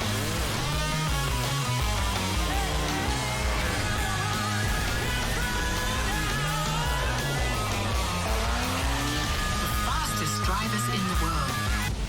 See who wins at racetotheparty.com. It started with 2 simple words, and now it's time to join in. Announcing the Claim Your Mazda Summer Sales Event. Enjoy the high resale value of Mazda 3, Mazda 6, the driver's alternative to Camry and Accord, or the 7-passenger Mazda CX-9. All available with 0% APR financing for 60 months, plus no monthly payments until November 2010. So why compromise? Claim your Mazda. Offer ends August 31st.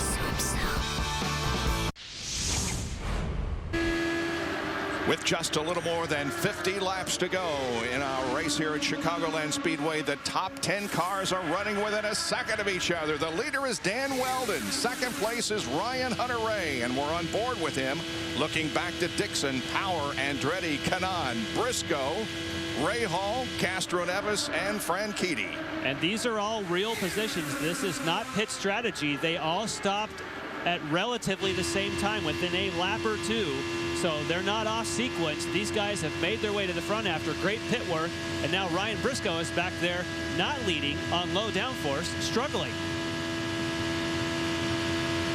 Let's still size up Briscoe. Ooh, look at power. Yeah. Do you think Clive Howell's on the radio saying, hey, we're not racing those guys for the points? No, as he's going by on he gave up on that one. Oh, look at this.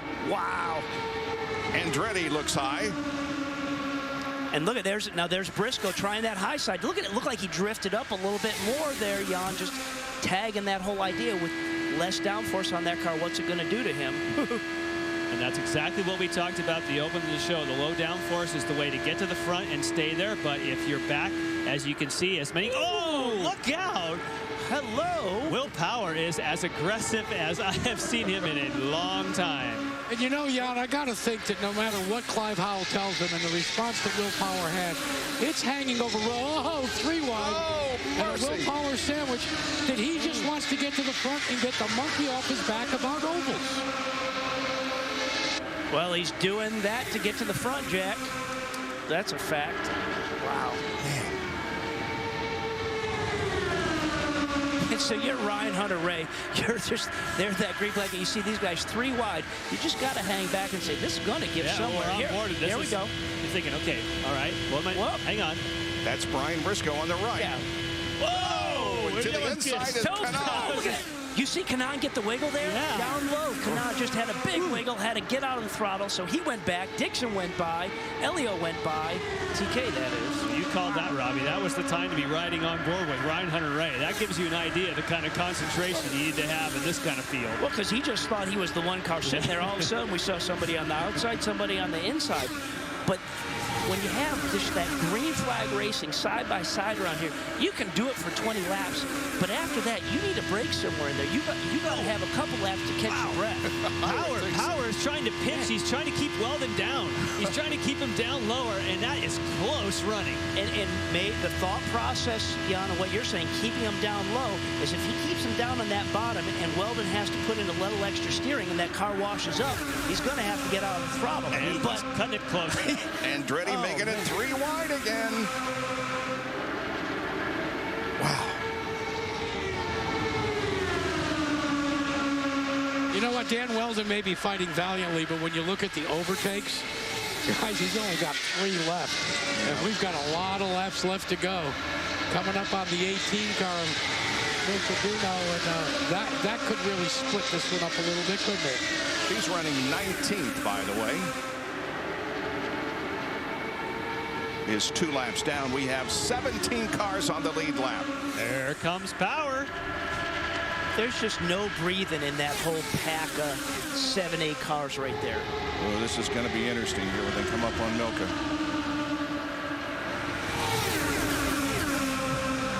Oh, and she's going high. Well, middle high, middle low. Ooh. Weldon forced below the white line, but I think from the official standpoint, they say when you go down there, if you had to do that in avoidance, that's okay. We'll be okay with that. And Will Power has the lead. But Andretti is right there to his right. Weldon, who led, now finds himself battling for 3rd with Ryan Hunter-Reay. Back with more at Chicagoland in a moment.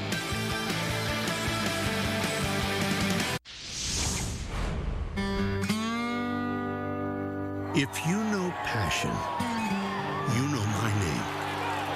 If the roar of a race car gives you goosebumps. If you believe that no one ever remembers who comes in second. If you're into checkered flags, chugging milk, burning rubber, you know my name. If you've ever pressed your nose to a chain link fence to get a closer look, if you own a pair of earplugs, if you know Andretti, Rahal, and Unser, you know my name. You know my name because I've been here from the very beginning. As vital today as I was over 100 years ago. 100 miles to go. I am a powerhouse. I am running wide open with no finish line in sight.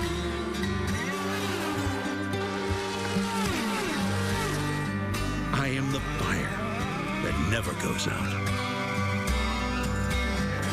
You know my name. I am then, I am now, I am forever. I am Firestone, and I am proud. Cleavage, striptease, innuendo, they're all cheap tricks that distract from GoDaddy's award-winning services. We're the #1 domain name registrar in the world.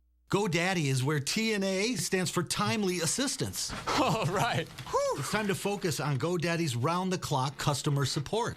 So who's ready to paper the town with GoDaddy's new values campaign? Yes! Yeah. All right. Yeah. See more now at GoDaddy.com.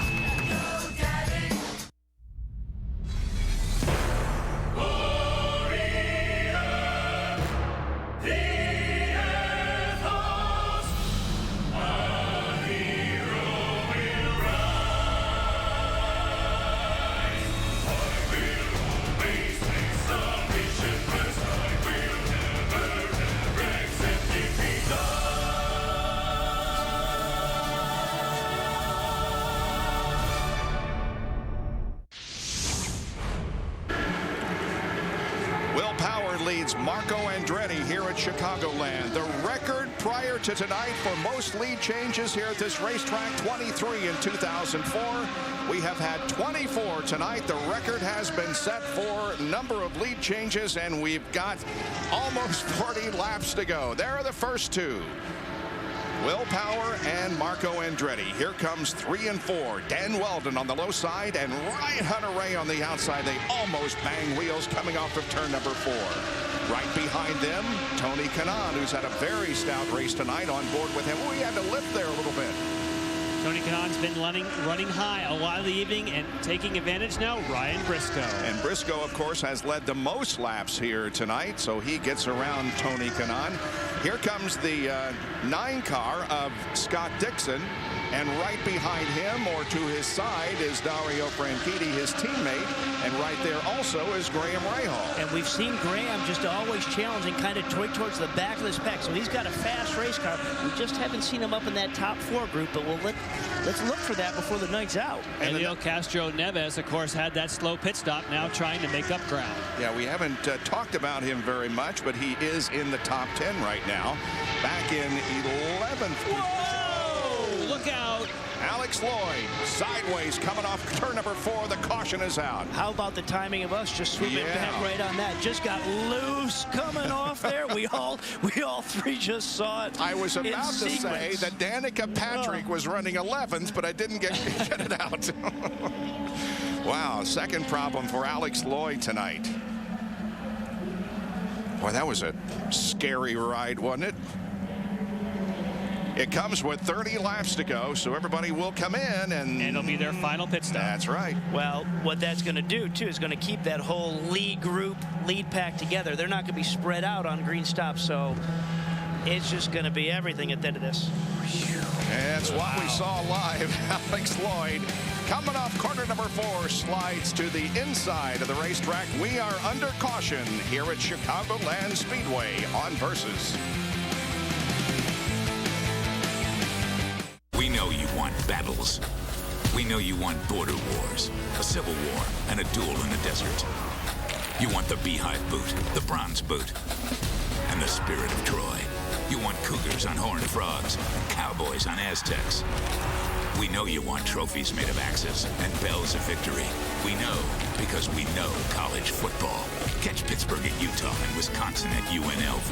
The Mountain West incident involving Alex Lloyd. Will Power is the leader. And when they pit, they will only need 12.2 gallons of fuel to make it to the end. That's only 3.5 seconds of fuel, faster than it takes to change tires. Will someone take a chance and not take tires? We heard Al Spire say earlier that is a very likely situation here in the late going, given this green with less than 30 laps to go. Let's watch. They're changing tires on Power. Both Ryan Hunter-Reay and Andretti, and also on Will Power. And on Dixon back there. Look at that. He gets out quick. Ryan Hunter-Reay was 3rd across, Power 2nd.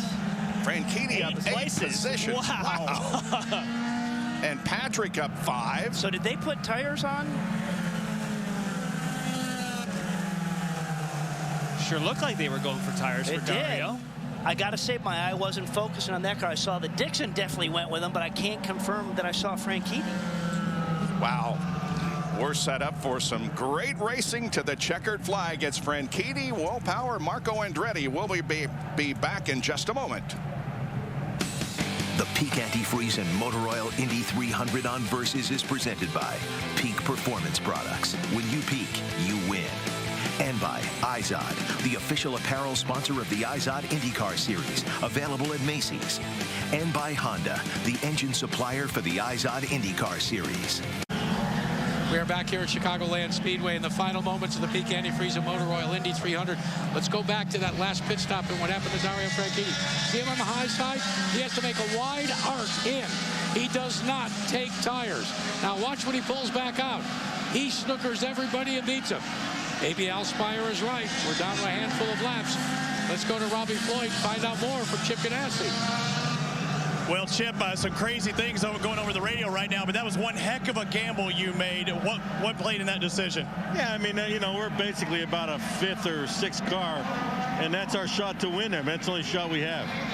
Well, I just heard over the radio just a minute ago, and everybody can hear the radios. They told Will Power that he does not have enough fuel to make it to the end. These guys were scrambling. In fact, that has to put a smile on your face. You never know. You know, we'll see. Thanks, Chip. Can't believe everything you hear on the radio. And also, nice job by the Target Chip Ganassi team. They had the tires out there, and they almost made it look like they were going to go for tires. And that's part of what you do. You lay out, making it look like you're going to go tires, and then you kind of pull the sleight of hand. And he tricked me. Robbie, you were right on the money. Yeah. No tires. Good job. And looking at the grid right there, Danica Patrick's now in 6th spot. Same thing. Came in for fuel only. Let me give you the numbers. 7, 34, 10, and 06. So you got Danica, and you got the 34, and you got, they're all gambling right now, and it might work for them to get better spots. We have a new record for most different leaders in an IZOD IndyCar Series race 11. We have 25 laps to go, 24 laps to go. In Atlanta in 1999, they were 10. Tonight, we have had 11. And this equals the record for the most different leaders. And also, we have had 25 lead changes as the green flag comes out. And here we go, hopefully to the finish.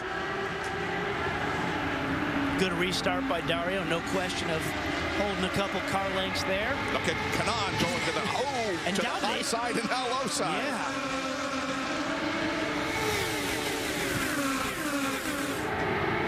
Danica Patrick is in the mix here. She's running 6th.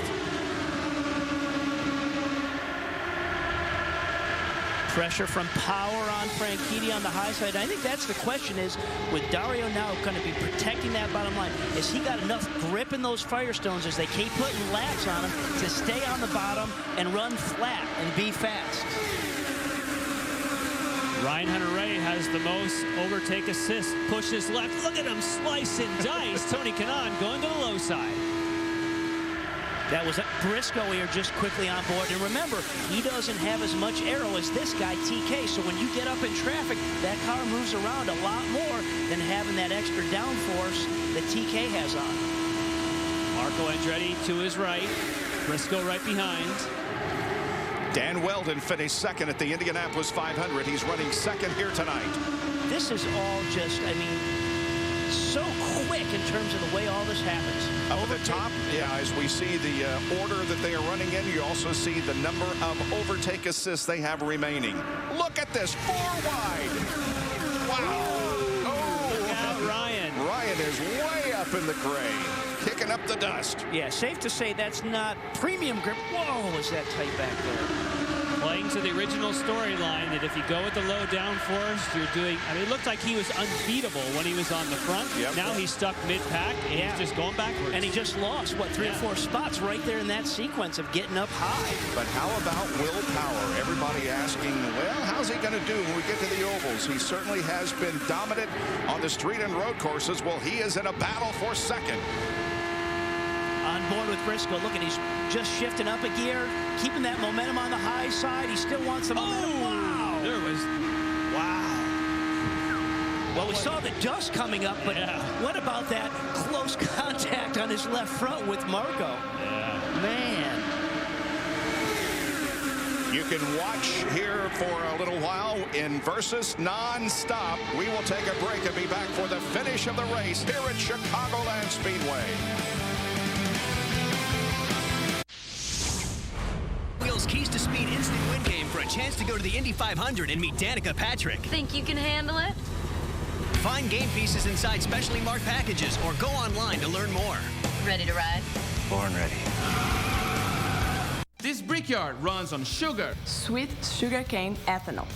It's an advanced biofuel recognized by the EPA because it cuts greenhouse emissions by 60% compared to gasoline. And can save you money at the pump.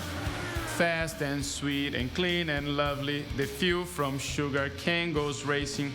I can dance. Nah, I cannot sing. But one thing we can agree, we race on ethanol. Film, multi-purpose synthetic lubricant from Royal Purple. The easy spray answer to penetrate, lubricate, and leave a long-lasting film that protects. Forget old-school aerosols and break free with Max Film, multi-purpose synthetic lubricant from Royal Purple.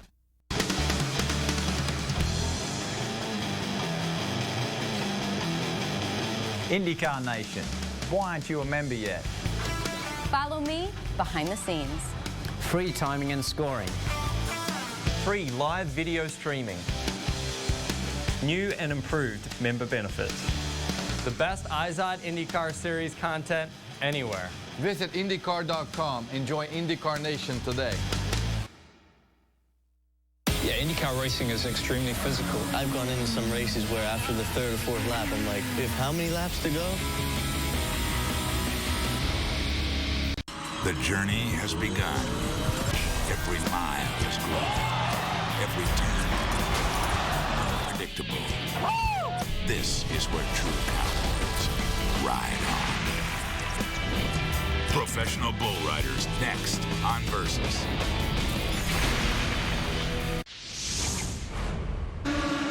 Racing just doesn't get any better than this. We have 17 cars on the lead lap, and 13 of them are within a second. Dario Franchitti leads Weldon, Power, Kanaan, and Andretti. And Briscoe, one of those guys that was going backwards just a couple laps ago, now has had a big run and momentum, has come back up a little bit up on the high side of the racetrack. And look at Marco. He's up on the high side now.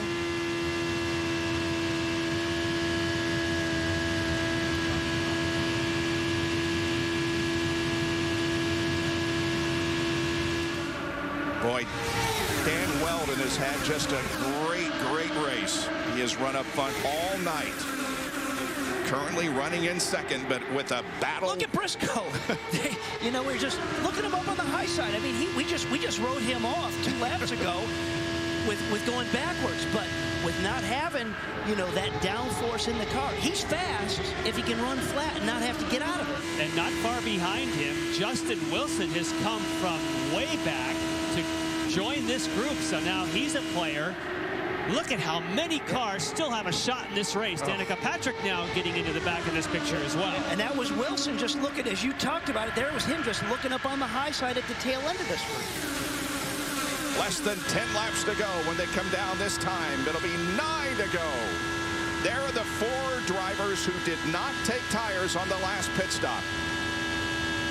Franchitti was among them, and he still leads. And we'll see if that plays out as we get into the last 4 or 5 laps. Are they going to lose a little bit of that extra bite that you get from those Firestones with the wear on them or not? Well, we heard from Al Spire. I think these guys are good to go. Great call. 14 drivers within a second.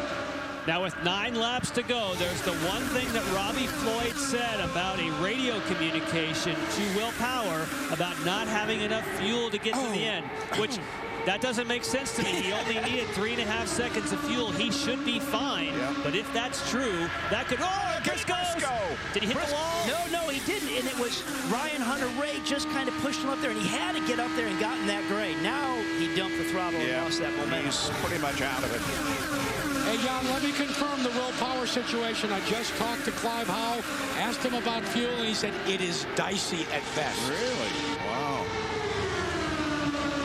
Well, Franchitti holding everybody at bay, but behind him, action all over the place.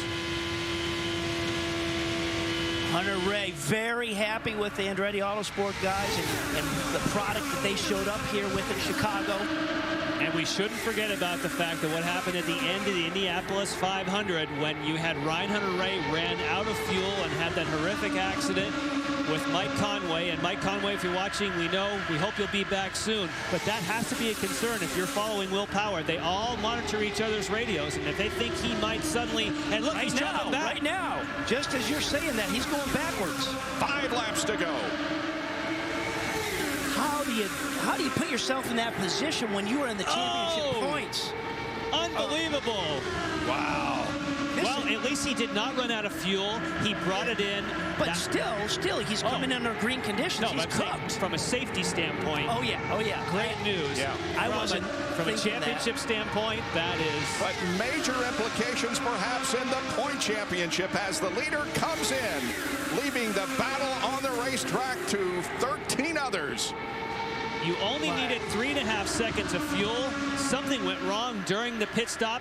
They had a fast car, but again, he snake bit on the ovals. Robbie. Larry Koskas puts in that fuel probe. Only about a 2-second stop, if that, for them. He's had his head in his hands these past few laps. He knows that that's what may have cost the number 12 a victory and maybe the championship. And the point interval is now 24. Will Power leads Franchitti by 24, and Franchitti, of course, is the leader of the race. So Power hits the pits at the same time Franchitti goes to the lead. You can't have a bigger swing than that. And you heard Chip Ganassi say, hey, we only had a 4th or 5th place car. That was our gamble to win this race. And right now, with 2 laps to go, what a play. What a play. Does that go along with rather be lucky than good? Less than 3 miles of racing to go, and Dario Franchitti stretches the advantage right now. That is Ryan Hunter-Reay up on the high side of Tony Kanaan for 4th position. Here's the white flag. We got 1 more lap to go at Chicagoland. Wow, the point swing here with Franchitti in the lead and Power having to fuel. But it's not over. Here comes Weldon. Dan Weldon, as we mentioned, finished 2nd in Indianapolis. That's where he's running now. Marco Andretti looks to the high side. They come off of corner number 4. Let's see who wins it. It's going to be Dario Franchitti winning with Dan Weldon 2nd and Marco Andretti 3rd. Way to go, my man. Great job, man. Great job. Simon said, whoever told them that don't take tires was yours, boys. Well, Dario needed the victory to come closer to the championship, and he also needed Will Power to lose points, and that is exactly what happened here tonight.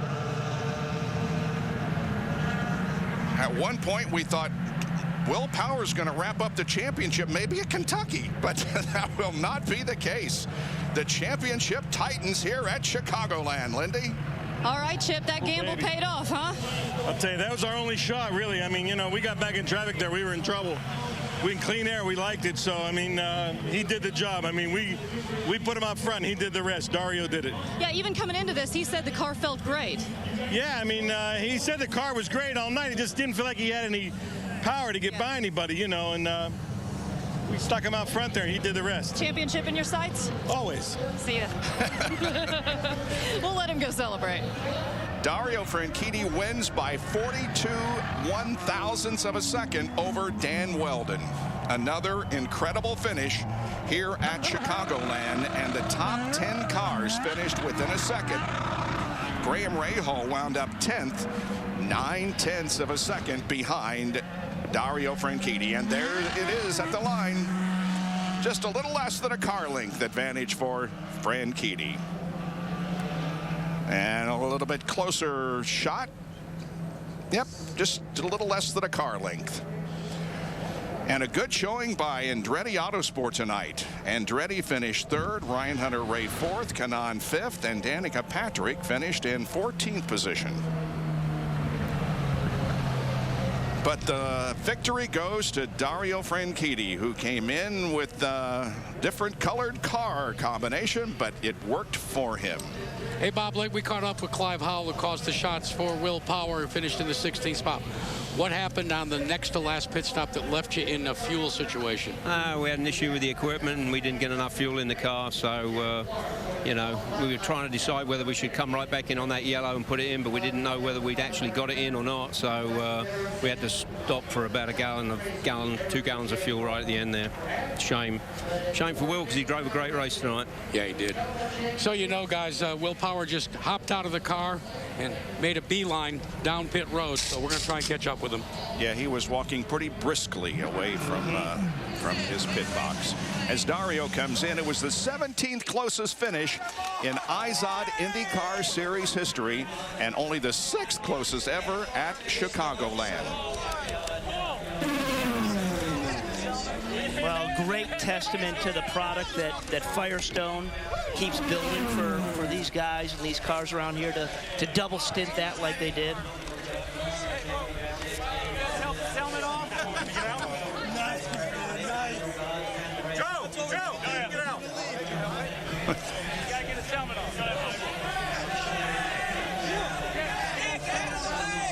He's just taking it in, isn't he? He's just taking it in. I don't blame him. Great radio call saying, whoever thought of not taking tires, this one's for you. That was a great strategy call. Yeah, if you were Dario Franchitti, wouldn't you be taking it in right now? I mean, he is giggling like a little schoolgirl. Let me tell you, Dario Franchitti wins the Indianapolis 500, only 23 points, Dario, behind Will Power. Now, how about it for the number 10, Dario Franchitti? Breathe right. Buddy, you're living right today. You said you would be happy with a victory, but are you even happier now after you saw what happened in the points battle? I'm delighted right now. I mean, we struggled all night with the Breathe Right car in traffic there.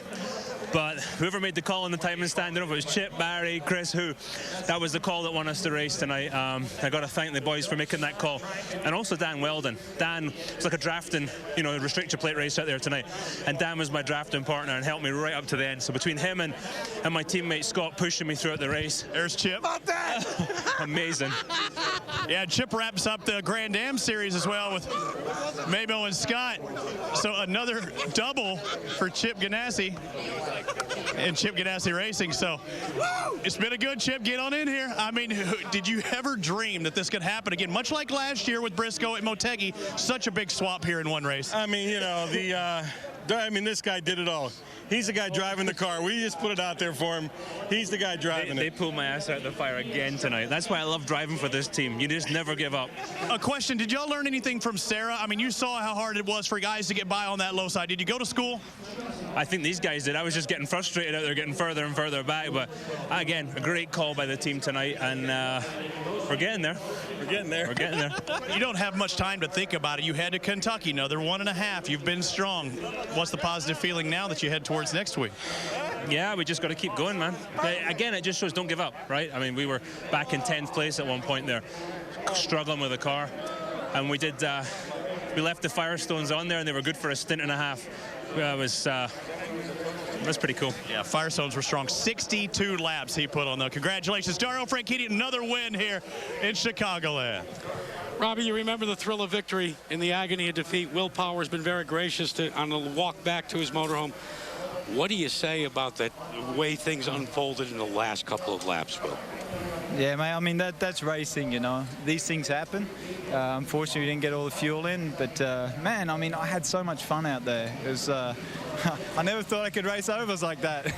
But, you know, man, that's going to make it tough in the championship. You know, we got to eliminate little mistakes like that. And, man, I'm still in it. We still just got to keep pushing hard and not make mistakes. I was going to ask, not to sound like Pollyanna, but one thing that you did maybe silence are the critics that said you can't get the job done on an oval tonight. Yeah, I was looking good there before that last stop, man. I'm like, as long as I'm leaning at the end, like they can't get by me. But yeah, that's racing. You got to, as much as it can be frustrating and you know you can get angry, you just got to, you know, you take it. You got to take it. Hey, thanks for stopping and chatting with us. No problem. All right, Will. Guys, has to be a major disappointment, but we've got 3 more races to go. Who knows what's going to happen? Let's salute the winning pit performers of the evening. The Firestone pit performers are the Dario Franchitti crew. Total time of the pits, 1 minute, 49.4 seconds. Back in a moment. Hi, folks. Bringing you. Welcome back to Chicagoland Speedway. I am with number 2 and number 3. Let's start with Marco, who finished 3rd. First of all, what were your team's thoughts on whether or not you were going to take tires on that last stop? Well, I mean, you know, that we were contemplating it, and just turns out we made the wrong choice. You know, but we kind of got shuffled back a few times during the race, so to be at the front, I mean, we got to be a little bit happy. What was it like up there running with the Penske and Ganassi boys, just being so close out there? Well, when everybody's flat out and you're running, you know, it's hard to pass them high if they're flat on the bottom, you know, especially at Penske or Ganassi. But, you know, the Venom car ran well all day. Your third place on ovals this season. You glad to be back? Yeah, I mean, it's been a trying past couple weeks on the road courses, so hopefully we can just, you know, gain some momentum and finish on a real high note. Marco, thank you. And Dan Weldon, let's talk about pit stops with you, because the first one, not so great. You get to the back, and then the next 2, though, really make up for it.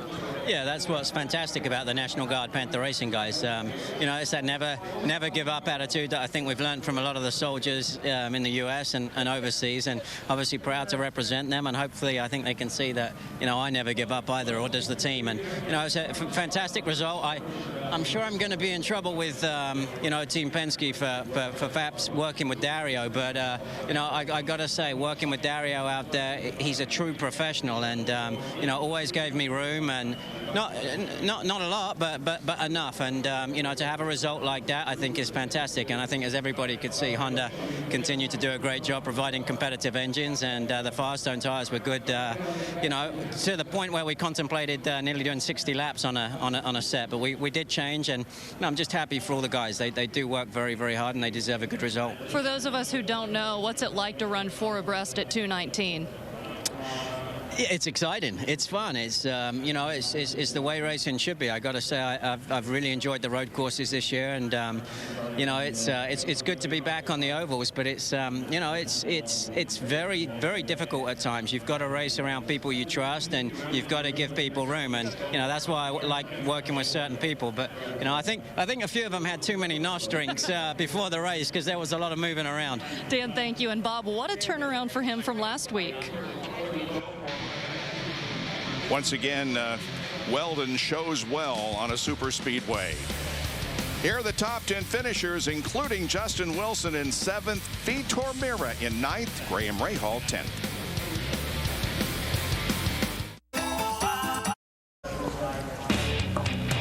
Going into tonight's race, Will Power had a 59-point advantage on Dario Franchitti. Dario gained 36 tonight. It's only a 23-point spread as we go to the Kentucky Speedway, the race that will once again be very, very close. It is a 1.5-mile racetrack similar to the one that they raced on tonight. Down to Robbie Floyd. Ryan Hunter-Reay, who finishes in 4th place. Tony Khan to his side, number 11, finishes in 5th.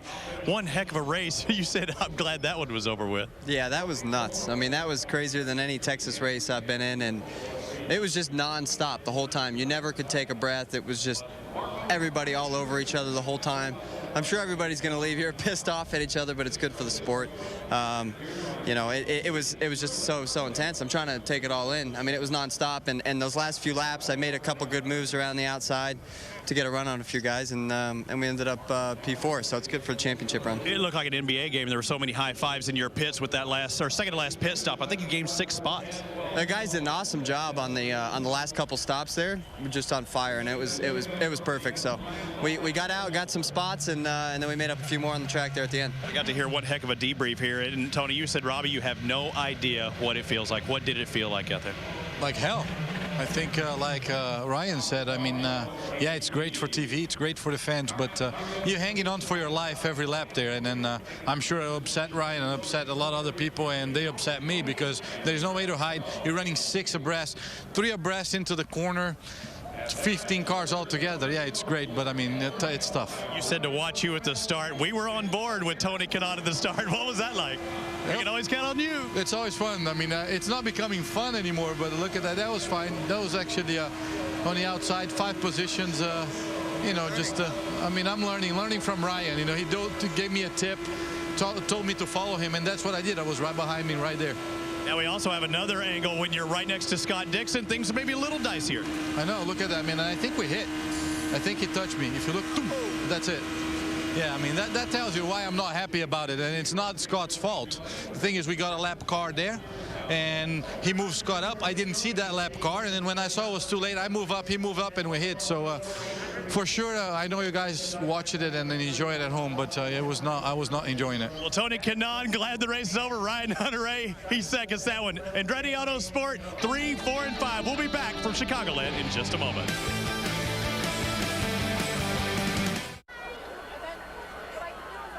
Welcome back to Chicagoland Speedway, where tonight we set a record for lap leaders, 11, and I am here with one of them, Sarah Fisher. Sarah, talk about your pit strategy tonight. Well, I think if that last yellow had fallen a couple laps earlier, we'd have been all right. But, you know, I'm just so proud of this team. The Dollar General boys did an awfully great job getting ready for this race, and Service Central's been hanging in there with our second car program. So it's just so much fun to be able to get out there and run up front. And, you know, Kerry Hall's been fueling for us this whole year, and, you know, with his ALS battle. I'm just really happy we have a wonderful group of people. Sarah, thank you. And Bob, we will see her next week at Kentucky, or Jack, and we will also see her at Homestead. Guys, remember when we started tonight, we had my little GPS out and it said recalculating on the journey? That's exactly what drove the Breathe Right car to victory lane. Chip Ganassi was smart enough to recalculate on several occasions. He knew the car was at best a 5th place car. And then that final pit stop. He totally recalculated and waved off taking on Firestone Firehawk tires. Why? Because he gathered the information that they could go a short stint. That recalculation got him to that destination. He's in victory lane, and we now have a real barn burner of a points battle. Indeed, we do. The top 6 in the points are still mathematically eligible for the championship, but everybody from Tony Kanaan down has been eliminated. Dario Franchitti wins his 3rd race of the season, his 26th career open wheel win, moving him into a tie for 11th with Ralph De Palma. And we look forward to next Saturday night at Kentucky Speedway. Well, I just keep coming back to that battle of Briscoe and Carpenter a year ago that we all loved. If we get a taste of that. Yep. Yeah. Well, coming up next here on Versus, the PBR. Be sure to tune in next Saturday at 8 o'clock Eastern for the Kentucky Indy 300. IZOD, the official apparel sponsor of the IZOD IndyCar Series, available at Macy's. For more information on the IZOD IndyCar Series, log on to Versus.com. Congratulations to Dario Franchitti, winner here tonight in Chicagoland. For Jan Beekes, Robbie Buell, Jack Arute, Robbie Floyd, and Lindy Thax, I'm Bob Jenkins. We'll see you next Saturday night in Kentucky.